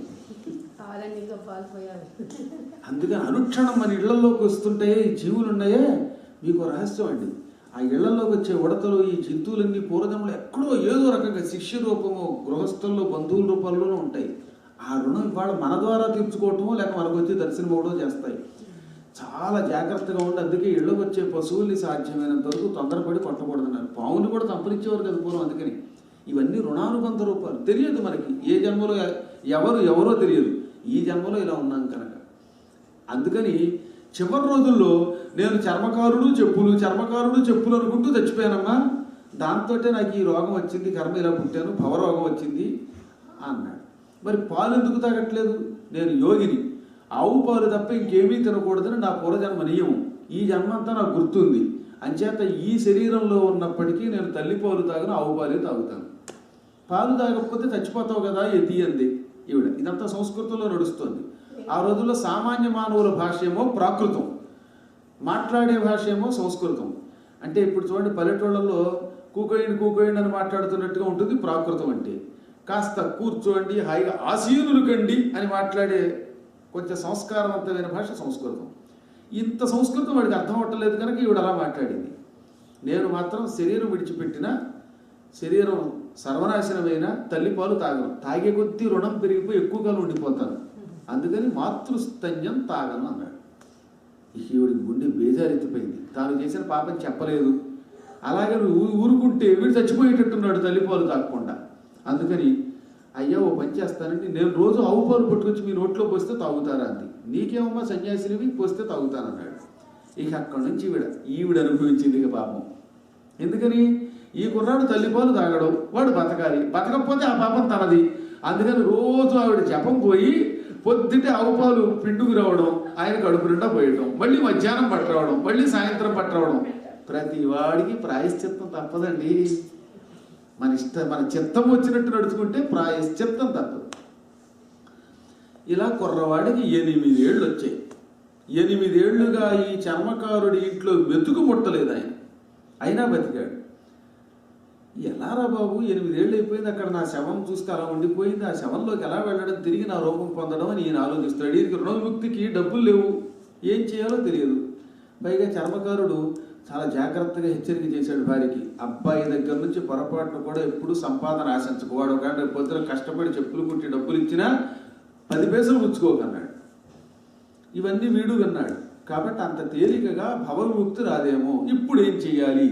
అప్పుడు అనుకున్నట్టు ఆయన, ఆపదలు వచ్చినప్పుడు భగవన్నామస్మరణం ఒక్కటే రక్షణ. శంకరాచార్యులు వారు ఎంత బాగా చెప్పాడండి. ఆపది కింకరణీయం, శంకరాచార్యులు వారి గొప్ప శ్లోకం అన్నమాట. ఆపద వచ్చింది, ఆ వచ్చినప్పుడు కిం కరణీయం, ఏమి చెయ్యాలి? ఆపది అంటే ఆపద యందు సప్తమి విభక్తి. ఆపద యందు కిం కరణీయం, నీవేమి చెయ్యాలి? ఏడుస్తూ కూర్చోవటమా? కాదు. స్మరణీయం చరణయుగళమంబాయాక, అంబాయా అమ్మవారి యొక్క చరణయుగళం, 2 కాళ్ళని స్మరణీయం స్మరించవలసిందే. ఆపద రాగానే అమ్మ అని తలుచుకో అంటే భగవన్నామని చెయ్యి. ఆపద వచ్చింది ప్రశ్న మొదటి దాంట్లో, వచ్చినప్పుడు ఏమి చెయ్యాలి రెండో దాంట్లో జవాబు. ఆపద రాగానే వెంటనే అమ్మవారి పాదపద్మాలని భక్తితో స్మరించు. అది తప్ప నీకు ఆ ఆపద నుంచి, గండం నుంచి గట్టెక్కించే మరొక మార్గం లేదుగాక లేదు. ఏమయ్యా ఆపద వస్తే ఏం చెయ్యాలి అంటే అమ్మని స్మరించట్టునో, ఈ స్మరణ వల్ల ఏమవుతుంది అని మళ్ళీ 3వ పదంలో ఆయనే ప్రశ్న వేశాడు. తత్స్మరణం కిం కురుతే, ఆ స్మరణ నీకేమిస్తుంది, ఏం చేస్తుంది స్మరిస్తే అంటే, బ్రహ్మాదీనపి చ కింకరీ కురుతే, బ్రహ్మ వంటి దేవతలను కూడా మనకి సేవకుల్ని చేస్తుందిట. ఇది చమత్కారంగా ఉందమ్మా. ఆపద వస్తే ఏం చెయ్యాలి? అమ్మని స్మరించాలి. అమ్మని స్మరిస్తే ఏమిటి లాభం? బ్రహ్మాది దేవతలు మనకి సేవకులు అవుతారు. బ్రహ్మగారు మనకి సేవకుడైతే వచ్చే లాభం ఏముంది? మనకు ఆపద తొలగాలి కదా. మనం స్మరించేది ఆపద తొలగడానిక, బ్రహ్మని పట్టుకొచ్చి సేవకుడిని చేసుకోవడానిక అని అడుగుతావేమో. వెర్రివాడ, అందులోనే ఉంది అంతరార్థం అన్నారు భాష్యకారులు. ఏమిటి? బ్రహ్మని పట్టుకొచ్చి అమ్మవారు మనకి సేవకుడిని చేయగానే బ్రహ్మగారి వల్ల మనం ఏ లాభం పొందొచ్చో ఈ పాటికే మీకు అర్థమై ఉండాలి. మన నుదుటి దాతలు రాసేవాడు బ్రహ్మ. 1999లో నీకు ఇది జరుగుగాక, 2014లో నీకు ఈ పూట ఇక్కడ మంచినీళ్ళు వచ్చుగాక, నీకు ఇక్కడ యాపిల్ పండు యోగం ఉంది, కాసేపు ఉన్నాక స్రవంతి పెట్టే మామిడికాయ ముక్కల మీద నీకు ఈ రాత ఉంది, ఇలా ఏదో ఒకటి రాసేస్తాడు ఆయన. అలా రాశాడు కాబట్టి ఆ రోజు అక్కడికి వెళ్ళి ఆ ముక్కే తింటావు. ఈ 2 ముక్కలు వింటూ, ఈ 2 ముక్కలు విని 2 ముక్కలు తినగలుగుతున్నావంటే ఇది బ్రహ్మ రాసిన రాత కదా. ఇప్పుడు బ్రహ్మగారు నీకు ఆపద అనేది రాశాడు. నీ నుదుట ఫలానా సంవత్సరం ఫలానా రోజు నీకు ఆపద రావాలని రాశాడు. అందువల్లే నీకు ఆపద వచ్చింది. అందుకని అమ్మ ఏం చేసింది? బ్రహ్మని నీకు సేవకుడిగా ఇచ్చింది. అప్పుడు బ్రహ్మని, ఏమయ్యా బ్రహ్మ, ఈ రోజు నాకు ఎందుకు ఆపద రాశావు? నా నుదుటిలో ఉన్న రాత తుడిచేసి కొత్త రాత రాయి అని మనం అడగచ్చు అనమాట. అప్పుడు ఆయన ఏం చేస్తాడు, శుభ్రంగా మొహం కడుక్కుని మనం కొత్తగా పౌడర్ రాసుకున్నట్టుగా, నాబోటి వాడు విభూతి పూసుకున్నట్టుగా ఈ పాత రేఖలు తుడిచి కొత్త రేఖలు రాస్తాడు. ఇంకేముంది, మన ఇష్టం వచ్చి రాయించుకోవచ్చు. క్యాబినెట్ మినిస్టర్ మనమైతే మన ఇష్టం కదా, మన నియోజకవర్గానికి ఏది కావాలంటే చేసుకోవచ్చు. కాబట్టి బ్రహ్మగారు సేవకుడు అవ్వడం అంటే అంతరార్థం ఏమిటంటే, మన నుదుటి ఉన్న దౌర్భాగ్యపురాతని తుడిచేలా చేయించుకుని ఆయన చేత బ్రహ్మగారి అథారిటీ కనుక, ఆయన ఆధిపత్యం అది కనుక కొత్త రాత రాయించుకోవచ్చు. అప్పుడు ఏమిటనమాట, ఈ రోజు నుంచి నేను శరీరం విడిచిపెట్టేదాకా నాకు ఎక్కడా నష్టం లేకుండా కొత్త రాత రాయి, నేను అడుగు పెట్టిన చోటల్లా కీర్తి రావాలి, డబ్బు రావాలి, అది రావాలి, ఇది రావాలని రాయించేసుకోవచ్చు మనం. అంటే మరీ ఎక్కువ రాయించుకోకుండా కొంచెం తక్కువ రాయించుకోండి. మొత్తం అంతా మనమే పట్టుకుపోతే మిగతా వాళ్ళ రాత్రులు ఏమైపోతాయి. అందువల్ల కాబట్టి ఎప్పుడు భగవన్నామం చేస్తే ఆపదల్లోంచి బయటపడి తీరతాం. వెంటనే ఈ ఆనంద తీర్థ హరిస్మరణ చేసేవాడు అనమాట. చూసారు మీరు ఎప్పుడైనా శివభక్తులంతా హరిస్మరణ చేస్తారు. హరి ఓమను శృంగేరి పీఠాధిపతులు చూడండి గోవింద స్మరణతో మొదలు పెడతారు. కంచి పీఠాధిపతులు చూడండి గోవింద స్మరణతో మొదలు పెడతారు. శివుడికి కేశవుడికి భేదం లేదు, హరిహరులకు అభేదం పాటించడం జ్ఞానం. అలాగే హరిభక్తులు కూడా హర అని మొదలు పెడితే ఎప్పుడో బాగుపడతాం. సృష్టి రహస్యం. అందుకే నేను కూడా ఆనంద తీర్థుడు హరి హరి నారాయణ రక్షించు అన్నాడు. వెంటనే మార్గం దొరికేసిందండి ఆయనకి. అది హరిస్మరణ వల్ల గొప్పతనం. ఆ మర్నాడు ఈ కుర్రాడి తండ్రి ఈ చెప్పులు కుట్టేటటువంటి చర్మకారుడికి ఒక పెళ్లికి వెళ్ళవలసిన అవసరం వచ్చింది. పెళ్లికి వెళ్ళాలి అంటే ఇతనికి ఇంకో ఇబ్బంది ఏమిటంటే, పూర్వం మహారాజులు ఈ చెప్పులు కుట్టేటటువంటి వాళ్ళని వారానికి ఒక్కొక్కడికి ఒక్కొక్క డ్యూటీ ఇచ్చేవారు. దాని ప్రకారం డబ్బు పుచ్చుకొని రాత్రి తెల్లవారులు గస్తీ తిరగాలి వీధుల్లో. గస్తీ అంటే ఉత్తిరి తిరగడం కాదు. ఇప్పుడు మనకు గోర్ఖవాడి మన ఇళ్ళకి వచ్చేవాడిని మన నిద్రపోతుంటే టంగ్ టంగ్ అని కర్రగొట్టి వేలేస్తాడు, మనం లేవడానికి తప్ప దొంగాడు పారిపోవడానికి. అది అలాగా పూర్వం మాదిరి దండోరా అని వేసేవారు అనమాట. ఓ డబ్బు పుచ్చుకుని మొదటి జాము గడిచిందో, ఇప్పుడు మొదటి జాము టైం ఎంత అయిందో జాగ్రత్తగా ఉండండి దొంగలు ఉంటారో హో అని అరవాలి. మళ్ళీ రెండో జాము వచ్చిందో జాగ్రత్తగా ఉండండో దొంగలు ఉంటారో అని అరుస్తూ ఉండేవారు. అలా 4 జాములు గస్తీ తిరుగుతూ టముకు టముకని వాయిస్తూ జాగ్రత్తగా ఉండండి హో అని చాటించే బాధ్యత ఈ చర్మకారులది. 4 జాములు అలా వెయ్యాలి. ఈ బాధ్యత ఈ చెప్పులు కుట్టి సన్యాసికి ఇచ్చినటువంటి చర్మకారుడికి మంగళవారం పడింది. దాంతో ఆయన సోమవారం భార్యను పిలిచి, భార్యామణి ఏం చేయలే, రేపు చూస్తే చాలా దగ్గర బంధువు పెళ్లి కదా, నువ్వో నేనో వెళ్ళాలి, ఇద్దరం వెళ్ళిపోతే మరీ కష్టం, తెల్లవారితే రాజుగారి బాధ్యత, దానికి సెలవు పెట్టడానికి లేదు, పెడితే చాలా ప్రమాదం, పోని ఇంకొకరిని ఎవరన్నా అందులో నియమిద్దామంటే అందరూ పెళ్లికి వస్తున్నారు, పెద్ద సమస్య, అందరికీ వీకెండ్ ఏది. ఇప్పుడు ఏం చెయ్యాలి? ఇక మిగిలిందల్లా మన అబ్బాయి. ఓ చిన్న పని చేయకూడదా? నేను పెళ్లికి వెళతాను, పెళ్లికి వెళ్ళకపోతే శాశ్వతంగా బంధువులతో విరోధం అన్నాడు. ఏమిటయ్యా అంది. మన అబ్బాయి చేతికి డప్పిచ్చి డుబ్బుకు డుబ్బుకని కొట్టించి వాడి చేత మొదటి జామోయ్ అని అనిపించు, వాడు కుదరకపోతే నువ్వే డప్పు వాయించి కూడా ఉండి మొగ్గొంతుకు వింటేగా రాజుగారు ఒప్పుకోరట. అందుకని ఒక్కటి డప్పు నువ్వు కొట్టు, వాడి చేత మాత్రం మొదటి జామ్ రెండో జామ్ జాగ్రత్తగా ఉండు, ఈ 2 ముక్కలు అనిపించు చాలు అంటే వెంటనే వీడ కొడుకుని పిలిచి, కొడుకా డప్పు వాయిస్తావంటే వాయిస్తానన్నాడు వీడు. దొరికింది సందనుకుని. మరి జాగ్రత్తగా ఉండాలి జనులారా అంటావా? అంటాను. 1-2 సార్లు పడిచేది అనిపించింది. జాగ్రత్తగా ఉండండి హో అనిపించింది. మన అబ్బాయి నీకంటే బాగా అంటున్నాడే, నీ కంఠం కంటే వీడి కంఠంలో ఇంకొంచెం మృదుత్వం మధురత్వం ఉంది అంది ఈవిడ. అయితే ఇంకే దర్జాగా నేను పెళ్లి పెడతాను. కొడుక జాగ్రత్త అయినా, నిన్ను విడిచెప్పుడు వెళ్ళలేదు, ఇప్పుడు తప్పక పెళ్లికి పెడుతున్నాను అని అది కూడా ఎంతో ప్రేమగా కౌగులించుకుని తన భార్యకి కొడుకుని అప్పగించి, చాలా జాగ్రత్త లేక పుట్టాడు వీడు అని చెప్పి వెళ్ళిపోయాడు. మర్నాడు పెళ్లి చూసుకుని రాత్రి రావడానికి వెళ్ళిపోయాడు. ఇదిగో ఈ మర్నాడు టముకు వేసే బాధ్యతని ఇతని భార్య కొడుకుతో పాటు స్వీకరించింది. చీకటి పడగానే డప్పు పుచ్చుకుని కొడుకుతో ఇంట్లోంచి బయటికి బయలుదేరింది. వీడు రోజులాగే ఆ పూట కూడా చింతామణిచ్చినటువంటి పాలు సంధ్యా సమయంలో తాగి వరి బయలుదేరాడు. మొదటి జాము వచ్చింది. ఎందుకో ఆ దేశపు మహారాజు గారికి ఆ పూట అంతఃపురం మీద పడుకున్నాడు. ఆ రాజుగారికి, దేశపు రాజుగారికి నిద్ర పట్టలేదట. బాగా ఆలస్యంగా ఎక్కడికో వెళ్ళొచ్చినట్టున్నాడు. తిండి సరిగ్గా తినకపోవడంతో ఆకలి వల్ల నిద్ర పట్టక అలా పడుకుని ఉన్నాడు కొంచెం. ఆ సమయంలో ఈ కుర్రవాణి ఒరే మొదటి జాము వచ్చింది, టముకు ఈరా అబ్బాయి అంది. వీడు డప్పు 2 సార్లు కొట్టి, ఆశయా బద్ధతే లోకః కర్మణా బహు జన్మనా ఆయుక్షీణన్న జానాతి తస్మాత్ జాగృత జాగృత అని శ్లోకం చెప్పాడు. ఈ మానవుడు ఉన్నాడే, ఎన్ని జన్మలు గడిచినా ఆశతో బంధింపబడుతున్నాడు. ఎన్ని జన్మలు ఎత్తినవండి, ఏ రకమైన స్త్రీ జన్మెత్తినా, పురుష జన్మెత్తినా, లేక కోటీశ్వరుడైనా, భిక్షుకుడైనా, లేక ఇంకోటైనా, రాజైనా, వంటైనా, వీడికి ఆశ అనేది ఒకటి ఉన్నది. ఈ ఆశ పెద్ద తాడై వాడిని పట్టి బంధిస్తోంది. ఈ ఆశతో పాటు చేసే పనుల్లో కూడా ఇరుక్కుపోతున్నాడు. అంటే పనినే లోకంగా భావిస్తాడు పిచ్చివాడు. ఇంకా కొందరికి డబ్బు సంపాదన ఉంటుంది, అది తప్ప వేరే లోకం ఉండదు. అది ప్రమాదకరం. అంటే ధనం అవసరమే, అదే లోకంగా బతకడమే గృహవ్రతత్వము అంటాం. అలా కర్మలతోటి ఆశతోటి బంధింపబడుతున్నారు మానవులు. ఈలోపు ఏమవుతుంది, పుట్టాడు, పెరిగాడు, సంపాదించాడు, ఆయువు క్షీణించింది, చచ్చిపోతున్నాడు. చచ్చాక ఇంకేముంది ఉపయోగం? ఆ ఆయువు పోయేలోపు కొన్నైనా మంచి పనులు చెయ్యాలి. ఆయుష్క్షీణం నజానాది. కానీ మానవుడు మాత్రం తన ఆయువు పోతుంది, తను రేపు పొద్దున మృత్యువుకి దగ్గర అవుతున్నాడని తెలుసుకోలేకపోతాడు. తస్మాత్ కాబట్టి జాగృత జాగృత, మెలకుగా ఉండండి, మెలకుగా ఉండండి. మామూలుగా నిద్దట్లో దొంగలు పడతారేమో, మెలకుగా ఉండండి అని చాటేవాడు వాడు నాన్న. దొంగలు పడతారు, మొదటి జాము గడిచింది, మెలకుగా ఉండండి అంటే ఈయనే ఉంటున్నాడు. ఒరే నీ జీవితమే నాశనం అవుతోంది, ఆశ వల్ల కర్మల వల్ల అని ఆయువు క్షీణిస్తోంది. ఆయుక్షీణాన్ని తెలుసుకో, జాగ్రత్తగా ఉండు. జాగ్రత్త అంటే మెలుకు అని అర్థం. అందుకంటే మెలుకుగా ఉండు. రాజుగారికి మతిపోయింది.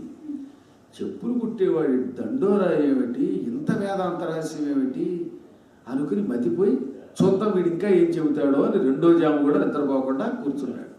మళ్ళీ రెండో జాములో వీళ్ళ అమ్మ వీడికి డప్పిచ్చి, ఒరే ఇందాక ఏదో తెలియని అది ఏదో భాషలో టింగు టింగు అంటున్నారు, అలా అనకూడదు రోయ్, మెలుకుగా ఉండు, మెలుకుగా ఉండనాలరా మీ నాన్నలాగా. అంటే నేను ఇలా అన్నా అర్థం అయ్యేవాళ్ళకి అర్థం అవుతుందిలే అమ్మా అన్నాడు వీడు.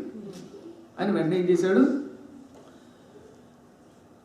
మాతా నాస్తి పితా నాస్తి నాస్తి బంధు సహోదరగా అర్థం నాస్తి గృహం నాస్తి తస్మాత్ జాగృత జాగృత.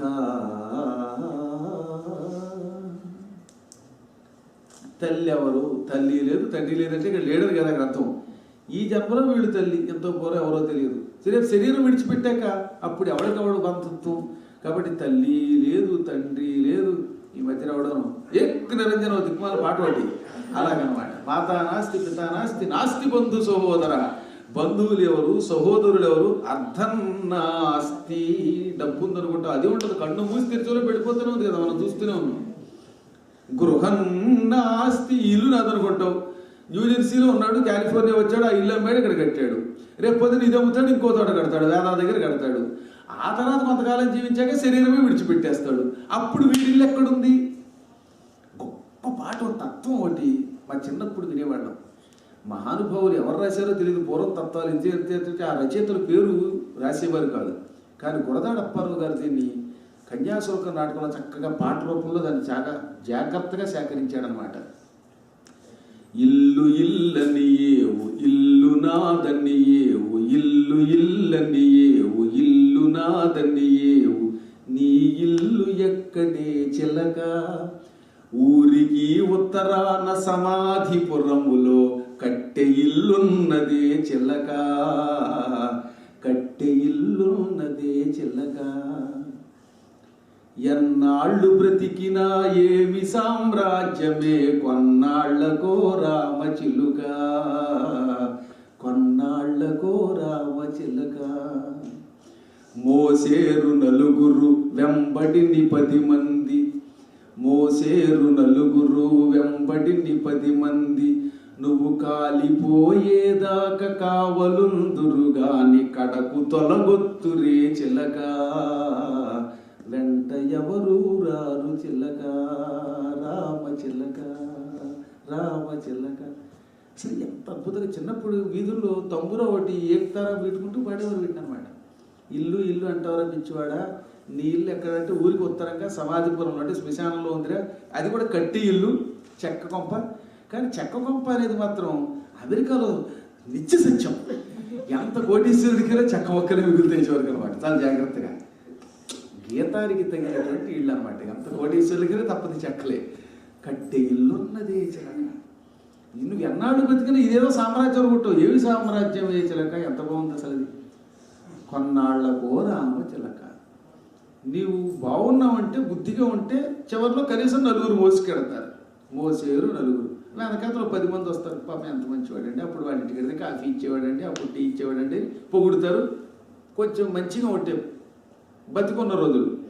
ఇంటికి వచ్చిన వాడికి మంచినీళ్ళు ఒక మామిడికాయ ముక్క కూడా పెట్టకుండా పంపిస్తే ఏమంటారంటే దిక్కుమాలిన వాళ్ళండి. చిచ్చి బతుకున్న రోజులు ₹1 ఇచ్చిందిటండి, $1 ఇచ్చిందిటండి, ఒక్క పండు పెట్టిందిటండి అని తిట్టుకుంటారు పక్కకి వెళ్ళి. ఎంత చమత్కారం ఇది. కాబట్టి వెనక 10 మందిని కనీసం వచ్చేదైనా చేసుకోవడం తప్ప వేరే సామ్రాజ్యం లేదు. నువ్వు కాలిపోయేదాకా కావలుందురు కానీ పూర్వం మాత్రం శవానికి చితికి నిప్పెట్టాక కాలేదాకా కాపలా చూసేవారు. ఇప్పుడు అది లేదు. అక్కడ నిప్పెట్టేసి బయటకు వచ్చేసి శుభ్రం ఈ నిప్పెట్టుకుంటున్నాడు. నేను నిజంగా చూసాను, ఆశ్చర్యపోతున్నాను. టీలు అక్కడ తాగుతారు ఏమిటండి, లేకపోతే వాయిదారిది. శ్మశానానికి తీసుకెడితే తణుకులో ఒక ఆయన చూడడానికి వెడితే అక్కడ వాడిని కాల్చి పక్కన అందరికీ టిఫిన్లును టీలును అక్కడే సప్లై. తండ్రి అనిపించింది. ఈ మానవుడు ఆ 5 నిమిషాలు చితికి నిప్పెట్టేదాకా కూడా ఉపవాసం ఉండలేడు. 8 దాకా ఉపవాసం ఉన్నాను శాస్త్రి గారు అందిట్లండి ఒక ఆవిడ. అంచేది 8 దాకా పూజ, 8 మొదలైతే 8 దాకా ఉపవాసం. మరి ఎంత ఘనకార్యం. ఆహా పరమాత్మ, ఏమి లేలు ఏమి లేలు. అన్నపొద్దున పోవచ్చు అంచేత 7:30కి వస్తారు. దగ్గర ఉపవాసం లేదు. మన నేను మాట్లాడుతుంటే వింటాను కదా, 8:30 పూజకి ఆవిడ ఉపవాసం ఉండాలా అండి అని అడిగింది.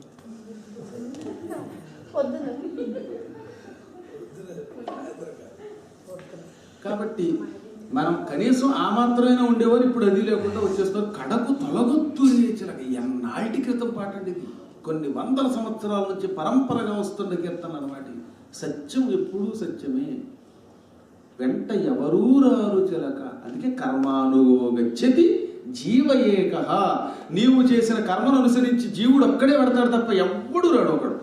మా ఆవిడంటే ఇష్టం అన్నవాడు ఆవిడతో పెడుతున్నాడా, అలా పెడితే ఈ లోకం ఎప్పుడో వెళ్ళిపోను. ఏమంటే మా ఆవిడ దగ్గరే బతకలేను అని అంటాడా, ఆవిడ అలా వెళ్ళిపోయాను అంటే మళ్ళీ ఇంకో పెళ్లికి సిద్ధం. లేదా ఏమంటే మీరు లేకపోతే ఒక్క క్షణం బతకలేను అన్న ఆవిడ కూడా 6 ఇడ్లీ ఇద్దరు కలిసి తినేవాళ్ళు అంటే ఇప్పుడు 6 ఇడ్లీ నేను ఒక్కదాన్నే తినవలసి వస్తుందంటోంది. కానీ ఆయనతో వెళ్ళిపోతానని అనగలుగుతుందా? ఏమీ చెయ్యలేను కనుక ఇదంతా ఒట్టి భ్రమ. అది తెలుసుకో. అర్థం నాస్తి గృహం నాస్తి తస్మాత్ జాగృత జాగృత. ఇవి దృష్టిలో పెట్టుకుని మెలకువగా ఉండు అన్నాడు 2వ జాములో. రాజుగారు ఆశ్చర్యపోయారు. అహో, ఇది మాండూక్యోపనిషత్తు ఛాందోగ్యోపనిషత్తులోని సారాంశం వీడింత గొప్ప శ్లోకంగా చెప్పాడు అనుకుని 3వ జాము కోసం చూశాడు. ఇక 3వ జాములోకి వచ్చేసరికి మళ్ళీ వీడేం చెప్పాడు. వీడు ఈ జన్మ ఒక్క జన్మే కాదురా, అనేక జన్మలు ఉన్నాయి. కాబట్టి దుఃఖం, జన్మ దుఃఖం, జరా దుఃఖం, జాయా దుఃఖం, పునః పునః సంసార సాగరం దుఃఖం, తస్మాత్ జాగృత జాగృత. ఈ పుట్టడమే ఒక పెద్ద దుఃఖం. ఆ తర్వాత పుట్టిన తర్వాత పెరగడం మరింత దుఃఖం. పెళ్లి చేసుకుని భార్య భర్త అనే బంధంలో పడడం అది ఇంకో దుఃఖం. దుఃఖం ఎందుకన్నాడు తెలుసా? నిజానికి దుఃఖం అంటే అంతరార్థం ఏంటంటే ఇద్దరికి మధ్యలో బంధం ఏర్పడుతుంది. భార్యాభర్తలకి భర్త చోట భార్య చోట ఉండవలసి వచ్చింది అనుకోండి. అయ్యో ఆయన అక్కడ నువ్వక్కడ నేనిక్కడ ఇంకా కలిసేది ఎక్కడో అని అదో పక్క కదా. అది దుఃఖం అంటే అదనమాట బాధ. ఈయన కోసం ఆవిడ, ఆవిడ కోసం ఈయన నిరంతరం తపన పడుతూ ఉంటారు కనుక ఇది ఇంకో పెద్ద గొప్ప దుఃఖం. ఏదో కొన్ని చోట్లయితే దిక్మాలవాడు పోయాడు, హాయిగా స్వేచ్ఛగా ఉంది, నేను టీవీ చూసుకోవచ్చు అనుకోవచ్చు, అది వేరే విషయం. కానీ ఎక్కువ మంది మాత్రం భార్యాభర్తలు సహజంగా దూరంగా ఉంటే ఆ ఎడబాటు తట్టుకోలేక బాధపడతారు. పుట్టడమో దుఃఖం, భార్యాభర్తల బంధం మరో దుఃఖం, జరా దుఃఖం, ముసలితనం ఇంకా పెద్ద దుఃఖం. తస్మాత్ కాబట్టి జాగృత జాగృత. ఈ సంసారమే ఒక మహాసముద్రం. అలలు లేచినట్టుగా సుఖదుఖాలు వస్తూ పోతూ ఉంటాయి. కాబట్టి ఈ సంసారం అనే ఒక భయంకర దుఃఖంలో నువ్వు ఇరుక్కుపోకుండా జాగ్రత్తగా ఉండి మెలకువగా ఉండు. మళ్ళీ 4వ జాము దాకా కూర్చున్నాడు ఈయన. ఓయ్ బావో అనుకుంటూ. కాతే కాంత కస్తే పుత్ర బంధం బంధం పునరపిచ. దీన్నే శంకరాచార్యులు వారు ఇంకొంచెం మార్చారు. ఇవన్నీ ఉపనిషత్ వాక్యాలన్నీ ఇంచుమించుగా కొంచెం కొంచెం ఉంటాయి. తస్మాత్ జాగ్రత్త జాగ్రత్త. అనుక్షణము నువ్వు సౌందర్య లాలసుడైపోకు. ఈవిడ నాకాంతాన్ని పక్క వాళ్ళ మీద ద్వేషం పెట్టుకోకు. చాలామంది లక్షణం ఏంటంటే తమ పిల్లలు బాగుండాలి, పక్కవాడు పైకి రాకూడదు. పోటీల్లో చూస్తూనే ఉంటాయి కదా, సంగీతం, నాట్యం, ఇటువంటి పోటీల్లో వాళ్ళ పిల్లలు కనుక నృత్యం చేస్తుంటే అందరూ హుషారుగా కింద సీట్లో కూర్చుంటారు వాళ్ళ పరివారంతో. ఆ డ్యాన్స్ అవగానే వాడికి వాడే చదువుకుపోతాడు. ఇది పెద్ద గొడవ. అంటే పక్క వాళ్ళకి ఏమైపోయినా మనకి పర్వాలేదు, మన వరకు మన పని అయిపోతే చాలు అని. ఇటువంటి భ్రమలో పడకరా. అనుక్షణము జగత్తంతా మనదే అనుకో, లేకపోతే ప్రమాదం, మెలకుగా ఉండు. ఇక రాజుగారికి నిద్ర పడితే వచ్చాడు. పిల్లవాడిని తీసుకుని ఇంటికి వచ్చేసింది దేవుడు. ప్రొద్దున భర్త కూడా వచ్చాడు. రాత్రి టముకేశారంటే బాగానే వేశాడు, కానీ అయ్యేయో పాటలు పాడేశాడు అయ్యా మనోడు అంది. ఏం పాటలు పాడావు బాబు అంటే మంచిదే లేనన్నా పర్వాలేదు అన్నాడు. సర్లే ఏమైతేనే మన అబ్బాయి కూడా ఘనకార్యం చేశాడు, తండ్రి గారికి వారసుడు అయిపోయాడు అనుకున్నాడు ఈయన సంతోషంగా. ఇంతలో ఈ గుడిసె దగ్గరికి యమభటుల్లో ఉన్నారు. ఇంత రాజకింకర్లు వచ్చారు. ఎవర్రా రాత్రి చాటింపు వేసింది అనగానే వీడు కంగారు అడిపోయి నేనే బాబాయ్ అన్నాడు. నువ్వేనా? నిజం చెప్పు అంటే లేదంటే నేను ఇలా పెళ్లికెళ్ళి మా అబ్బాయికి పంపానంటే మా అబ్బాయి వేశాడంటే చాటింపు.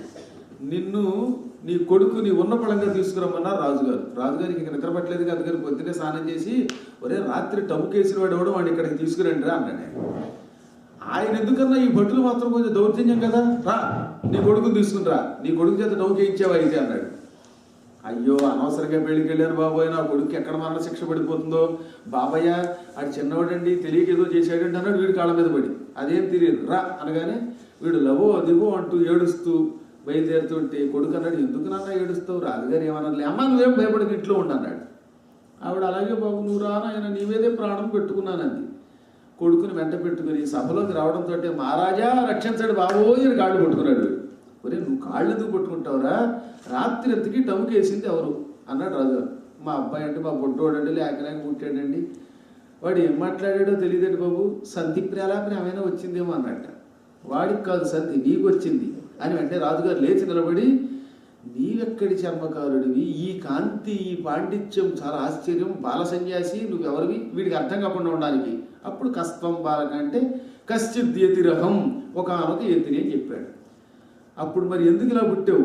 నేను పూర్వజన్మలో ఒక గొప్ప యోగినండి, కాశీతీర్థంలో ఉండేవాడిని, ఇదిగో అవతల గంగానదికి అవతల ఒడ్డున యువతల ఒడ్డునేమో ఈ చర్మకారుడు ఉండేవాడు, వీడు చెప్పులు పెట్టినట్టున్నాడు, ఈ చెప్పులు వాడివంతి నేను వేసుకున్నాను, దాంతో నాకు ఈ జన్మ వచ్చింది, అందుకే నేను చాటింపు వేసేటప్పుడు పక్కవాడి వస్తువు పుచ్చుకోవడం వల్ల వచ్చే ప్రమాదాలు, మానవుడు సంసారంలో ఏ ఏ పొరపాట్లు చేస్తే ఇందులో పూర్తిగా నిమగ్నుడైపోతాడో అవన్నీ చెప్పానని అన్నాడు.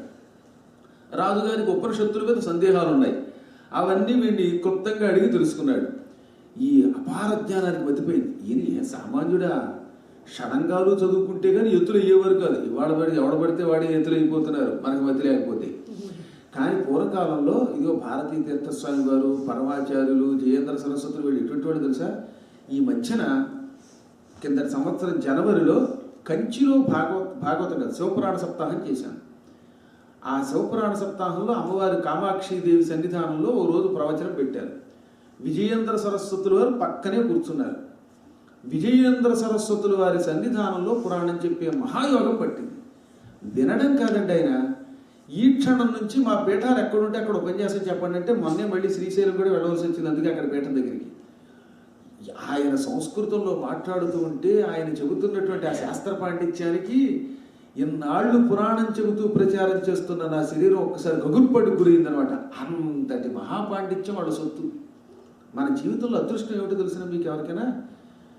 కొంతమంది దగ్గర అవధానం చేయటం, కొంతమంది దగ్గర పురాణం చెప్పడం. నా జీవితంలో భారతీ తీర్థస్వామి వారి దగ్గర సంస్కృతంలో అవధానం చేశాను. సంస్కృతంలో విజయేంద్ర సరస్వతుల వారి సన్నిధానంలో పురాణం చెప్పే యోగం. గణపతి సచ్చిదానంద స్వామి వారి సన్నిధిలో 4 సార్లు అష్టావధానం చేసే యోగం. మహాపండితుల సన్నిధానంలో ఒక కార్యక్రమం చేస్తే మా శరీరం గగురు పొడుస్తుంది. వాడి పండితులను అనకూడదు, మేము మామూలు లౌకిక పండితులు కాదు కనుక. వాళ్ళకి సరస్వతికి మారు రూపాలు, వాళ్ళవి పీఠాలంటే ఆ పీఠాధిపతులు కనపడితే మనం వెళ్ళిపోయి పడిపోవాలి అలా కాళ్ళ మీద అనమాట. ఎప్పుడు వీలుంటే ఎప్పుడు మీరు కంచి, శృంగేరి, దత్తపీఠం ఇవి కనపడితే చాలు వాటికి సాష్టాంగ దండ ప్రణామం చేసేసేయండి. కాశ్మీర పీఠం ఉంది, అక్కడికి వెళ్ళి పడిపోండి అంతే.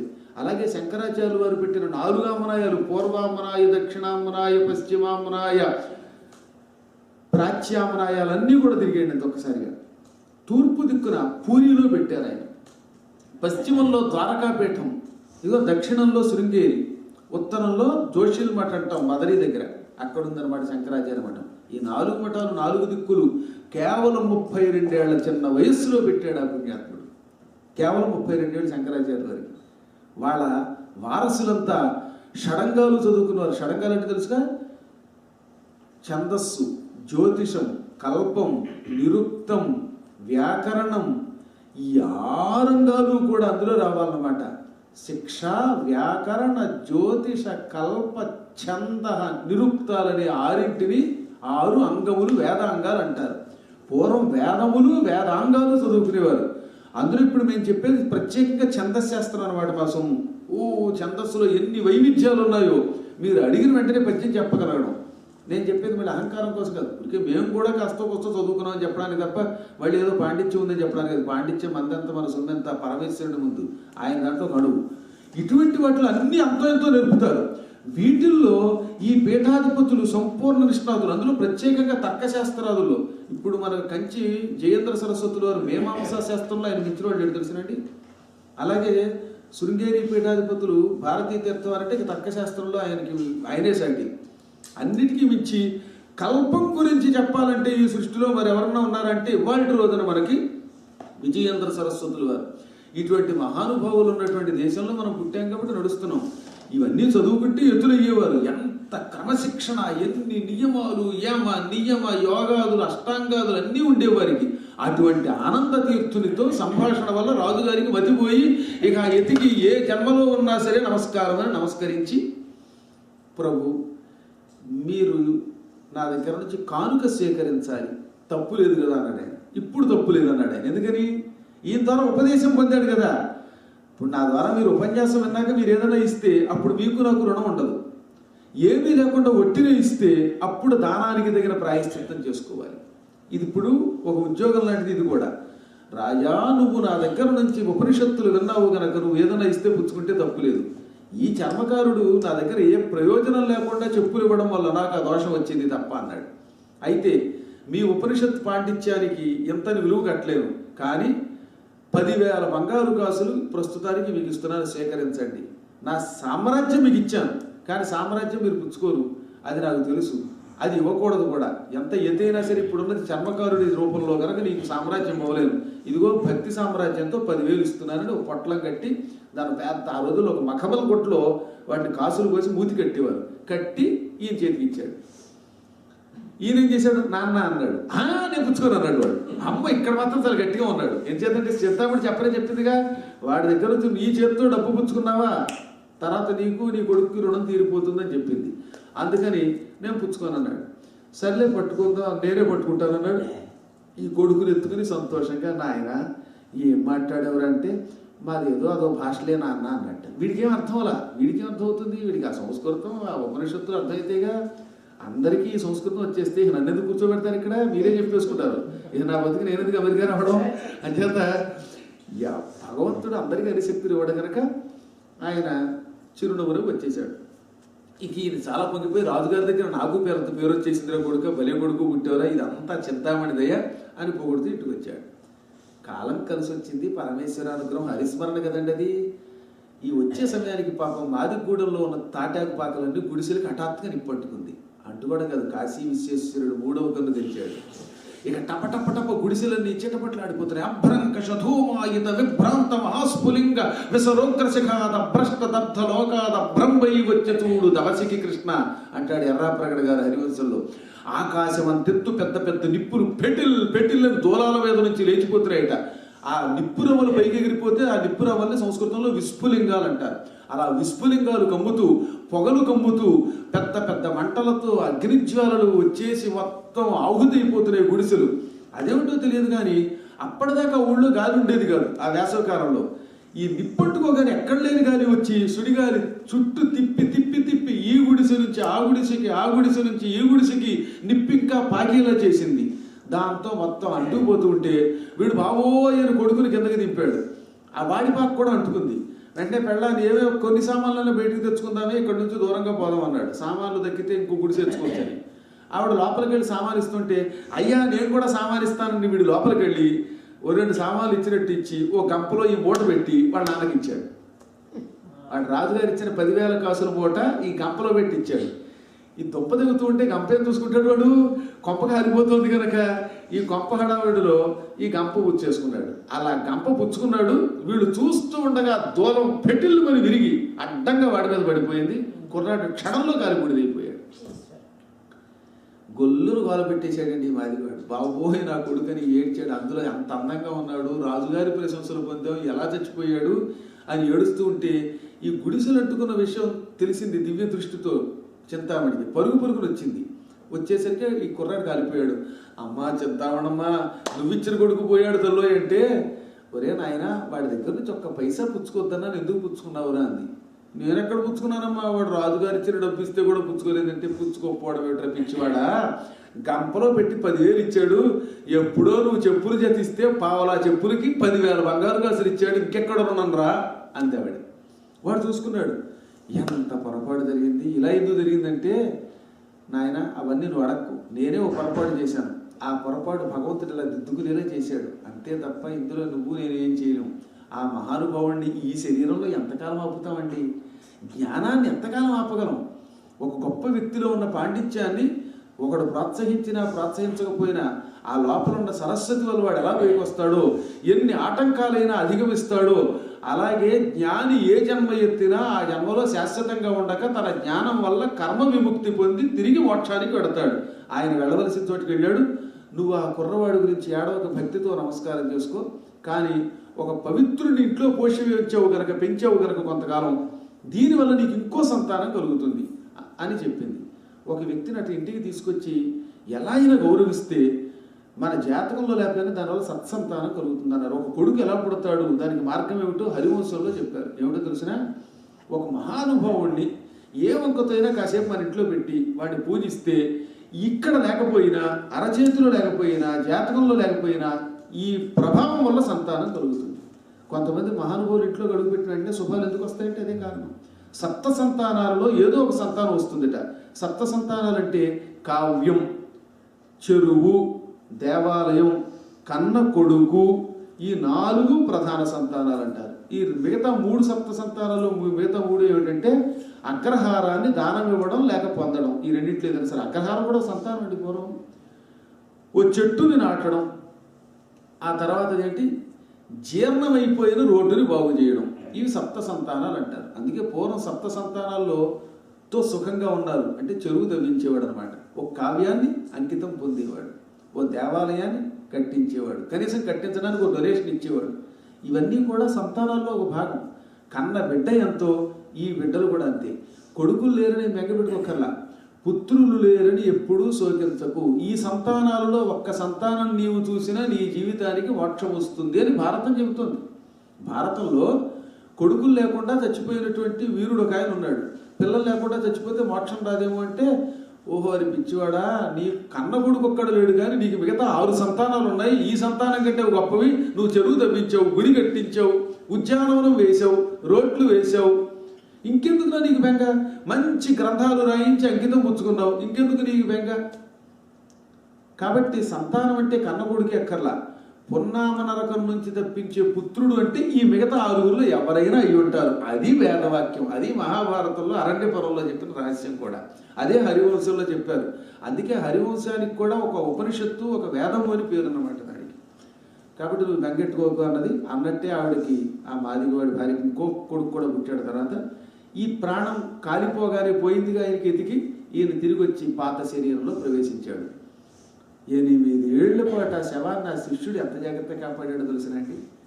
వెంటనే వచ్చేస్తాడేమో గురువుగారు అనుకున్నాడు. ఆయన రాలేదు. 8 ఏళ్ళు నిండాక వచ్చాడు.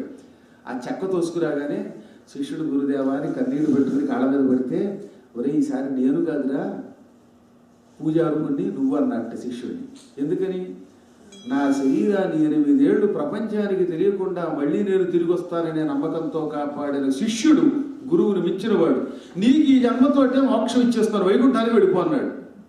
అంటే వీడు ఏమని అడిగాడు తెలుసా? అంటే నేను గురువుగారిని ఒక చిన్న అనుమానం ఉందండి ఇక్కడ. నేను 8 ఏళ్ళు మీ మీద భక్తితో మీ శరీరాన్ని కాపాడాను, రహస్యాన్ని కాపాడాను. వెంటనే నా మీద అభిమానంతో మీరు నన్ను శరీరంతో వైకుంఠానికి పంపుతానన్నారు. నా అంతటి వాడిని వైకుంఠానికి పంపే మీరు మాదికి వాడి ఇంట్లో పట్టుకొని ఎందుకు చేసుకోలేకపోయారు అడిగాడు. గొప్ప మాట కదా ఇది, లాజిక్. మరి ఒక శిష్యుడిని శరీరంతో వైకుంఠానికి పంపడం అంటే మాట్లాడ అంత శక్తి ఉన్నవాడు ఈ జన్మ ఎత్తకుండా ఉండలేడా? ప్రారబ్ధం భుంజమానశ్చ, నేను చేసిన ప్రారబ్ధ కర్మను అనుభవించాలి. గురువు ఇతరులకి కావాలంటే త్రిమూర్త్యాత్మకుడై వైకుంఠం ఇవ్వగలడు, కానీ తనను తాను మాత్రం కర్మ నుంచి విముక్తుడిని చేసుకోలేడు. అందుకే గురువు కంటే గురు భక్తి కలిగిన వాడు శిష్యులు అదృష్టవంతులంట. తనకు కావాలంటే గురువు ఏమీ చేసుకోలేట. గురురు బ్రహ్మ, గురురు విష్ణు, గురురు దేవో మహేశ్వర. కొంచెం శ్లోకం జాగ్రత్త చదవండి. గురు బ్రహ్మ కాదు, గురురు బ్రహ్మ. అది ప్రథమ విభక్తి విసర్గ ఉంటుంది. గురువు బ్రహ్మ, గురురు బ్రహ్మ అంటే గురువు సాక్షాత్తు బ్రహ్మ. గురురు విష్ణు, గురువు విష్ణు స్వరూపుడు. గురురు దేవో మహేశ్వర, మహేశ్వర దేవుడే గురువు అంటే త్రిమూర్తి ఆత్మకుడు. ఒకడు పుట్టిస్తున్నాడు, ఒకడు పెంచుతున్నాడు, ఒకడు లయం చేస్తున్నాడు. ఈ 3 పనులు గురువు చేయగలడు. శిష్యుడిని తయారు చేయగలడు, తయారు చేసిన వాడు గొప్ప స్థానంలో నిలబెట్టి పోషించగలడు, తేడా వస్తే పతనం చేసి లయము చేయగలడు. ఈ 3 పనులు చేయగలిగే శక్తి గురువు దగ్గర ఉంది. అంటే ఈయనేమనక్కర్లా, గురువు గారు బాగా విద్య నేర్పాడండి, కుర్రాన్ని తయారు చేశాడు, అది బ్రహ్మస్థానం కదా. వీడికి ఉద్యోగం కల్పించి భుక్తి ఇచ్చాడు, అది విష్ణు స్థానం. ఇప్పుడు గురువు గారి దగ్గర తేడా వస్తే లయం ఎలా చేసుకుంటున్నాడు? ప్రేమతో తన దగ్గరికి లాక్కోవడము లయమే. శిష్యుడి మీద వాత్సల్యంతో గురువు గారు ఎప్పుడైనా శిష్యుడిని తన ఇంటికి పిలిపించడము లయమని అంటారు. అలా కాకుండా శిష్యుడు తిరుగుబాటు లేవదీసిన, గురువుకి వ్యతిరేక ప్రచారం చేసిన గురువు గారు ఏమి అనడు. కానీ గురువు గారికి చేసిన ద్రోహం వల్ల మొదట్లో ఎంత పైకి వచ్చినా శిష్యుడు నాశనం అయిపోతారు, పతనం. అదనమాట లయము అంటే. అందుకని గురువు దగ్గర మాత్రం వెకిలి వేషాలు వేయకూడదు. ఒక్కసారి మంత్రోపదేశం పొందామంటే, ఒక్కసారి సేవించామంటే, విన్నామంటే ఆ గురువుని శాశ్వతంగా గౌరవిస్తే జీవితంలో మనకి పతనావస్థ రాదు. లేదంటే ఎంత ఉన్నత స్థానానికి వెళ్ళినా ఏదో ఒక నాటికి పతనం తప్పదు, తిరోధానం తప్పదు. అందుకని గురువు సాక్షాత్తు మహేశ్వరుడు అనకుండా దేవో మహేశ్వర, మహేశ్వర దేవుడే ఏకంగా. ఈ 3 గుణములతో కూడినవి. కానీ గురువు ఎంతకంటే అతీతుడు. గురు సాక్షాత్ పరబ్రహ్మ. పరబ్రహ్మ స్వరూపానికి గుణరూప కర్మాలు లేవు. త్రిమూర్తులకు అతీతం పరబ్రహ్మ స్వరూపం, ఆనందం అది. అదే నిజమైనటువంటి అవిముక్తము అంటే. కాబట్టి గురువు గుణరూప కర్మాదులకు అతీతమైన పరంజ్యోతి స్వరూపుడు. తస్మై, అటువంటి ఆయనకు గురవే, మామూలు గురు వల్ల శ్రీ గురవే, శ్రింగ్ సేవాయాం అని అర్థం. శ్రింగ్ అంటే సేవించుట. శ్రీ అంటే అసలు అర్థం ఏమిటో తెలుసిన మీకు? శ్రీ అంటే తనను సేవించు వారిని సేవించున్నది. లక్ష్మీదేవికి ఎందుకు శ్రీ అని పేరు అంటే, ఎవరైనా అమ్మా లక్ష్మి అని సేవిస్తే మన ఇంటిలో ఏదో ఒక రూపంతో మనకు సేవ చేస్తుంది. పిల్లల రూపంలోనో, ధన రూపంలోనో, పనివాళ్ల రూపంలోనో, జంతు రూపంలోనో, గృహ రూపంలోనో మనల్ని సేవిస్తోంది కనుక శ్రీ అన్నారు. శ్రీ గురువు అని ఎందుకన్నారంటే, తనను సేవించిన వారిని తాను సేవించి వారిని ఉన్నత స్థాయికి తీసుకెడతాడు. అటువంటి గురువు కొరకు నమస్కారము. తస్మై శ్రీ గురవే నమః. ఇంతటి స్థాయి కలిగిన గురువు వాడిని శిష్యుడిని కావాలంటే ఏ లోకానికైనా పంపుతాడు, శాశ్వతంగా బంధ విముక్తుడిని చేయగలడు. కానీ తన కోసం తాను చేసుకోకూడదు. ఇప్పుడు మేము ఎవరైనా సంకల్పం చెప్పుకునేటప్పుడు నీ కోసం కావాలంటే జపం చేయగలం. ఆత్మజపం తనను ఉద్ధరించుకోవడానికే తప్ప కోరికలు తీర్చుకోవడానికి పనికిరాదు. అందువల్ల నేను వైకుంఠానికి నిన్ను పంపగలను, నా జన్మ నుంచి మాత్రం నేను కర్మ చేయకుండా విముక్తి పొందలేను. అందువల్ల మేము సన్యాసులు ఇంకా చాలా జాగ్రత్తగా ఉండాలి అన్నాడు ఆయన. ఎన్ని నియమాలు, సన్యాసి నియమాలంటే హరివంశంలో చెప్పినట్టు ఎక్కడ చెప్పలేదు. వాళ్ళు కావాలని దాని గురించి ఎందుకు చెబుతున్నానంటే, మనము ఇంట్లో ఉంటూ కూడా అంత గొప్ప సన్యాస జీవితం గడపచ్చు. పెద్ద కష్టం కాదు. మీరంతా ఎక్కువ భాగం అలాగే చేస్తున్నారు. హాయిగా మీ ఉద్యోగం చేస్తున్నారు, సంపాదించిన దాంట్లో అప్పుడప్పుడు ఇలా పవిత్ర కార్యాలకు వెచ్చిస్తున్నారు, ఆలయాలకు పెడుతున్నారు, గురువుల్ని సేవిస్తున్నారు. ఈ వంకతో 10 మందికి ఫలాలు ఇస్తున్నారు, భోజనం పెడుతున్నారు, ప్రేమతో బతుకుతున్నారు. వీలున్నంత వరకు ఇతరుల గురించి చెడ్డ చెప్పుకోవట్లేదని మీ మీద నాకు నమ్మకం, మీరు అంత గొప్పవాళ్ళని. ఇలా ఈ విధంగా కాలక్షేపం చేయటం, అవకాశం ఉంటే చేయూత తప్ప వాడిని పాడు చేయకుండా ఉండడమే నిజమైన గృహస్థ సన్యాస యోగం. ఇది కర్మయోగం. ఈ కర్మయోగం వల్ల మానవుడు ఈ జన్మలోనే పవిత్రుడవుతాడు, తరిస్తాడు. దీన్ని మనకిచ్చేది హరినామస్మరణ. కాబట్టి హరినామస్మరణ కంటే మరొక గొప్ప నామస్మరణ లేదని చెప్పడమే హరివంశం యొక్క లక్షణం. సర్వ పాపాని హరతీతి హరిహి. ఒక పాపం కాదు, నోటితోటి, శరీరంతో, మనస్సుతోటి, దేనితో అయినా మనం చేసే పాపాలన్నిటినీ హరించున్నది కనుక హరి అన్నారు. హరి అనండి, మీరు శరీరంతో చేసిన పాపాలు పోతాయి. శరీరంతో పాపాలు చేయడం అంటే మనం నడుస్తున్నాం, కాళ్ళ కింద చేమలు చూస్తున్నాయి, దోమలు చూస్తున్నాయి, మనం కొడితే ఎవడు చచ్చిపోతున్నాడో తెలియదు. లేదా మనం తెలియకుండానే మనం మన శరీరంతో ఏ దోషం చేస్తున్నామో కాయిక దోషాలు పోతాయి. మనస్సుతో చేసే పాపాలు కొన్ని ఉంటాయి. పైకి చెప్పగానే పైకి ఎదుర్కొన్నప్పుడు సుఖంగా ఉండు, నువ్వు సుఖంగా ఉంటావట్రా అంటాడు లోపల అనమాట. మనస్సులో ఏముందో మనకి ఏం తెలుస్తుంది? ఇప్పుడు మీరు అందరూ ఎదుర్కొంటూ కూర్చుని ఆ పురాణం బాగుందంటున్నారు, దిక్కుమాలాడు వదలట్లేదు అనుకుంటున్నాడు, ఏం చెప్పగలం మరి ఈ కర్మయోగం? కాబట్టి అన్ని వేళలా మనస్సుని కనిపెట్టలేము. ఈ మానసికమైన పాపములు కాదు, ఇలాంటి దుష్టాలోచనలు వస్తే వాటిని కూడా హరిస్తుంది. ఇక శారీరక, మానసిక, వాచిక పాపం మూడవది. త్రివిధ పాపాల్లో వాచిక పాపం అంటే నోటితోటి అనమాట. నోటితోటి ఇతరులను కటువుగా మాట్లాడడం, తిట్టడం, ఇతరుల యొక్క దోషాలు ఎత్తడం వాచిక పాపం అనమాట. చీటికి వాటికి ఇతరులు మారు కూడా పాపిస్తాడా, మొదనష్టపోడా అని తిట్టకూడదు. ఎంత కోపం వచ్చినా చెప్పేగా హరి అనంతే. పూర్వకాలంలో ఇళ్లలో నేను చూశాను ముసలివాళ్ళని. ఒక ఇంట్లో అద్దెకుండేవాళ్ళం గ్రామంలో, పల్లెటూరులో.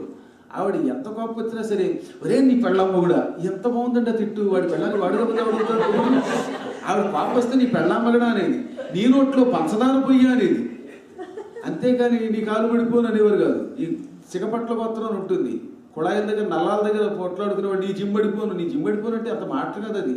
జిహ్వ అంటే నాలుక. ఈ జిహ్వ శబ్దం జమ్మ అవుతుంది. ప్రకృతి వికృతి అంటారు. నీ జమ్మ పడిపోనంటే నీ నోరు పడిపోనని అర్థం. వాటికి నీకు మాట్లాడడం మోగవాడు అయిపోని అంటే తెలియకుండా ఎంత తిట్లు తిడుతున్నారు. ఇలాంటి తిట్లన్నీ వాచిక పాపాలు అంటారు. ఈ పాపాలన్నిటినీ హరతి, తొలగిస్తుంది, నాశనం చేస్తుంది కనుక ఆ నామాన్ని హరి అన్నారు.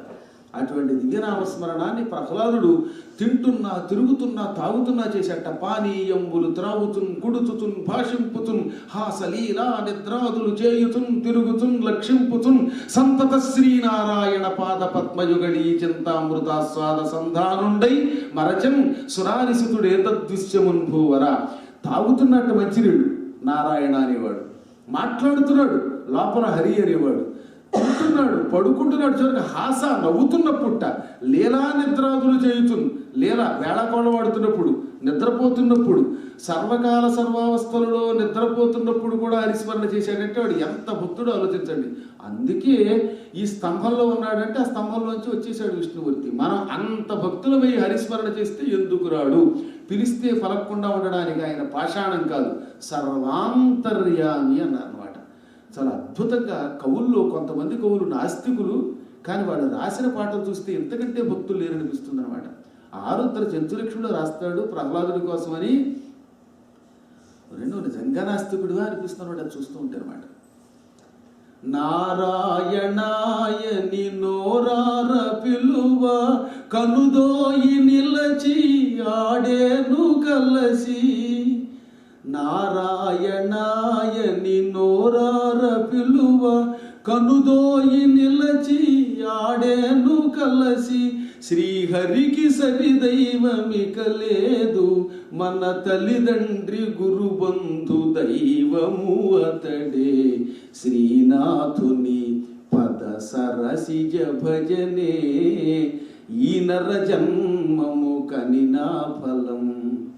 నారాయణ హరి నారాయణ, నారాయణ హరి నారాయణ. నారాయణ అని నోరారా పిలవాలట. అంటే అంత ప్రేమతో, ఆర్తితో తండ్రి ఉన్నవురా అని పిలిస్తే ఆ భక్తికి రెండు కళ్ళకి ఎదురుగుండా నిలబడి మనతో కలసి మెలసి ఆడతాడు. అందుకని శ్రీహరికి సాటి వచ్చే దైవం మరొకడు లేడు. నారాయణ హరినారాయణ అన్నాడు ఆయన. దాని ఫలితం ఇప్పటికి కూడా చిరంజీవి సుఖంగా ఉండగలుగుతున్నాడు ఆయన. ఎంత పరాకాష్ఠది! బలిచక్రవర్తిని ఈ ఇంద్రుడితో పాటు యుద్ధం రానికతం అంటే పాలసముద్రం చిలకడానికి ముందు ఒకసారి బలిచక్రవర్తికి ఇంద్రుడికి యుద్ధం వచ్చింది. యుద్ధంలో బలి చిత్తుగా ఓడిపోయాడు. ప్రాణం రక్షించుకోవడానికి ఒక గాడిద రూపం ధరించి ఒక కొండ గుహలో దాక్కున్నాడు. మీ అందరికీ యూట్యూబ్లు ఉన్నాయి కదా, ఆ యూట్యూబ్లోకి వెళ్ళి వతిపతి పద్మాకరాన్ని కొట్టి శాంతి పర్వం ఆనుశాసనిక పర్వం వినండి. అందులో ఈ కథలు ఎన్ని ఉంటాయో. అసలు శాంతి పర్వం వినండి, అసలు మీ జీవితం సగం ధన్యమైపోతుంది. అద్భుతమైన కథ ఇప్పుడు నేను చెప్పేది అందులో ఉంటుంది. బలిచక్రవర్తి గాడిద రూపంలో తలదాచుకుంటే శత్రువు బతికినంత వరకు నాకు సుఖం లేదు, వాడిని ఎలా అయినా చంపేయాలనుకుని ఇంద్రుడు రోజులు వెతికి వెతికి వెతికి చివరికి వాయుదేవుణ్ణి ఎక్కడ వెతికినా బలి దొరకట్లా, నాకు అనుమానం వాడు మళ్ళీ విజృంభిస్తాడని వాడు ఎక్కడున్నాడో కనిపెట్టు అన్నాడు.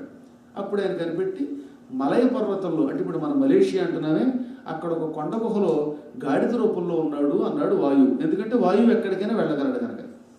వెంటనే అక్కడ ఇంద్రుడు వచ్చి, నీకేం సిగ్గులేదటే, అసలు ఎలా బతుకుతున్నావు, గాడిద రూపం ఎత్తేవే మహారాజువి, ఈ మాత్రం బ్రతుకు కూడా బ్రతుకేనా అన్నాడు. నీకేం సిగ్గు అనిపించట్లేదంటే, ఎందుకయ్యా ఇందరా సిగ్గు అన్నాడు ఆయన. మానవుడు తనంతట తాను ఏదైనా ఒక పని చేయగలడా? దైవానుగ్రహం వల్ల కర్మాచరణం చేస్తున్నాడు. ఈ కర్మాచరణలో ఒక్కోసారి చక్రవర్తి అవుతాడు. కింకరుడే రాజుకు రాజకింకరుడను, రాజు కింకరుడు అవుతాడు, కింకరుడు రాజు అవుతాడు.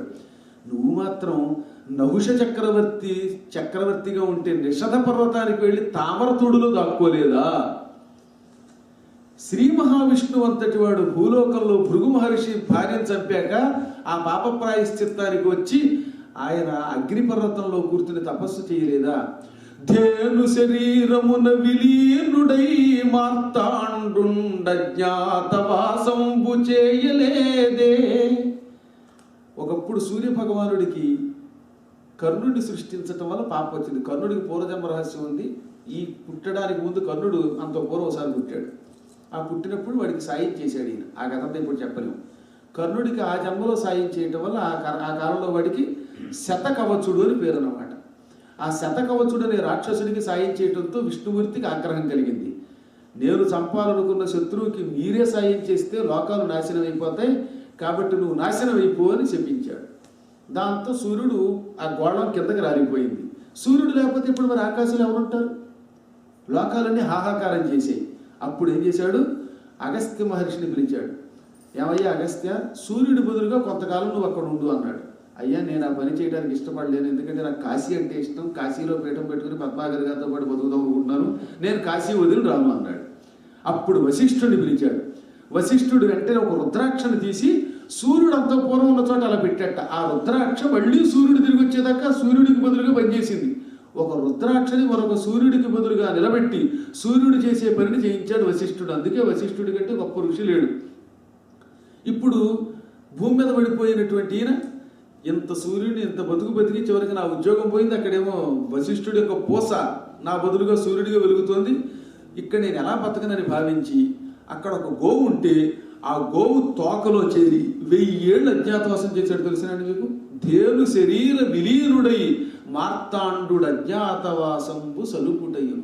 ఆవు శరీరంలో తోక దగ్గరికి చేరి అందులో కలిసిపోయి దిక్కుమాలిన బతికాడండి సూర్యుడు కూడా. విరాట పర్వం అని ఒక పర్వం ఉంది కదా, ఆ పర్వంలో మొట్టమొదట్లో ఉంటుంది ఈ పద్యం. ఇప్పుడే చెప్పినటువంటి పద్యం. పాపం ధర్మరాజు నేను అజ్ఞాతవాసానికి వెళ్ళాలని ఏడుస్తుంటే అప్పుడు భీముడు చెప్పాడు ఈ కథ. నాకు ఆశ్చర్యం. అన్నయ్య ఎందుకయ్య ఎంత బాధపడతావు, నీకు తెలియని కదా, సూర్యుడు అంతటి వాడు 1000 ఏళ్ళు అజ్ఞాతవాసం చేయలేదా అవుతోకలో? ఎంతమంది ఎన్ని బాధలు పడ్డారు. చవనుని వాంఛకు సంయాతి నందన ఇడుముల పడదే అడవులందు అని ఇలా అన్ని చెప్పుకొస్తాడు. కాబట్టి మన పురాణాలు తప్పక అందుకని వినాలి. బలిచక్రవర్తి ఆ మాట చెప్పి ఇంతమందిని పడ్డారు, నువ్వు పడ్డావు, నేను పడ్డాను, ఆఖరికి ఈశ్వరుడు కూడా శనైశ్వరుడు పట్టుకుంటే కొండగుహలో తల ఒక మర్రి త్వరలో బుర్ర పెట్టి తలదాచుకున్నాడు. ఒక్కొక్కప్పుడు ఎవరికైనా కష్టం వస్తుంది, తర్వాత సుఖం వస్తుంది, కీర్తి వస్తుంది, అపకీర్తి వస్తుంది. ఇవి పట్టించుకోకూడదు. ఈ పదవులు శాశ్వతం కాదు, నీ ఇంద్ర పదవి కూడా శాశ్వతం అనుకోక అన్నాడు.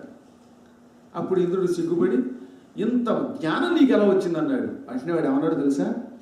అందరికీ తెలియదు, మా ప్రహ్లాదుడు మా తాతగారి ద్వారా హరిస్మరణ నేర్చుకున్నాను. ఆ హరిస్మరణ వల్లే నాకు కష్టంలో కూడా ఏ కష్టం అనిపించకుండా ఈ జ్ఞానం వచ్చి ఈ జ్ఞానంతో కొండ గుహలో సుఖంగా గాడిద రూపంలో బతుకుతున్నాను. ఇంత పూర్వం ఇన్నిసార్లు హరి అనేవాడిని కాదు. నీ మీద కక్షతో యుద్ధం చేసి రాజ్యం సంపాదించాలి అనుకునేవాడిని. కానీ ఇప్పుడు నువ్వు నన్ను తరివేయటం వల్ల నాకు వేరే బాధ్యతలు లేవు, ఎవరిని పోషించక్కర్లా, హాయిగా రిటైర్ అయ్యి గాడిద రూపంలో ఇందులో కూర్చొని మరీ జపం చేసుకుంటున్నాను, ఇది కూడా నాకు అవకాశం అన్నాడు. అప్పుడు ఆశ్చర్యపోయి తాను కూడా హరిభక్తుడు కనుక ఈ హరి అదృశ్యుడైపోయాడు. తర్వాత కొద్ది రోజులకే క్షీరసాగర మదనం మళ్ళీ ఈయన ఇంద్రుడయ్యాడు. ఆ తర్వాత మళ్ళీ పాతాళానికి వెళ్ళాడు. ఇప్పుడు రాబోయే కాలంలో ఇంద్రుడు అవుతున్నాడు. హరిస్మరణ ఎటువంటిదంటే కష్టం వస్తే కూడా ఆత్మస్థైర్యం ఇస్తుంది. మనకి హరి ఎంత గొప్పవాడో అంతటి స్థానాన్ని కల్పిస్తుంది. కాబట్టి జ్ఞానులు సర్వకాల సర్వావస్థల్లో హరిస్మరణ చేసి తరించాలి. ఇందులో ఇంకా హరివంశంలో కృష్ణుడి లీలలు ఉంటాయి, అనేక విశేషాలు ఉంటాయి. హంసడెబ్బకులని ఇద్దరు ఉంటారు, వాళ్ళని కృష్ణుడు చంపిన ఒక గొప్ప చమత్కార కథ ఉంటుంది. అవన్నీ ఎన్నెన్నున్నాయో మరి చెప్పే కదా, కొన్ని వేలు లక్షలు పురాణ కథలు ఇవన్నీ. మళ్ళీ ఇంకోసారి ఎప్పుడో కలుసుకుందాం. ప్రస్తుతానికి కథా గంగా స్రవంతికి ముగింపు చెప్పి స్రవంతికి పైకి ఇచ్చేద్దాం.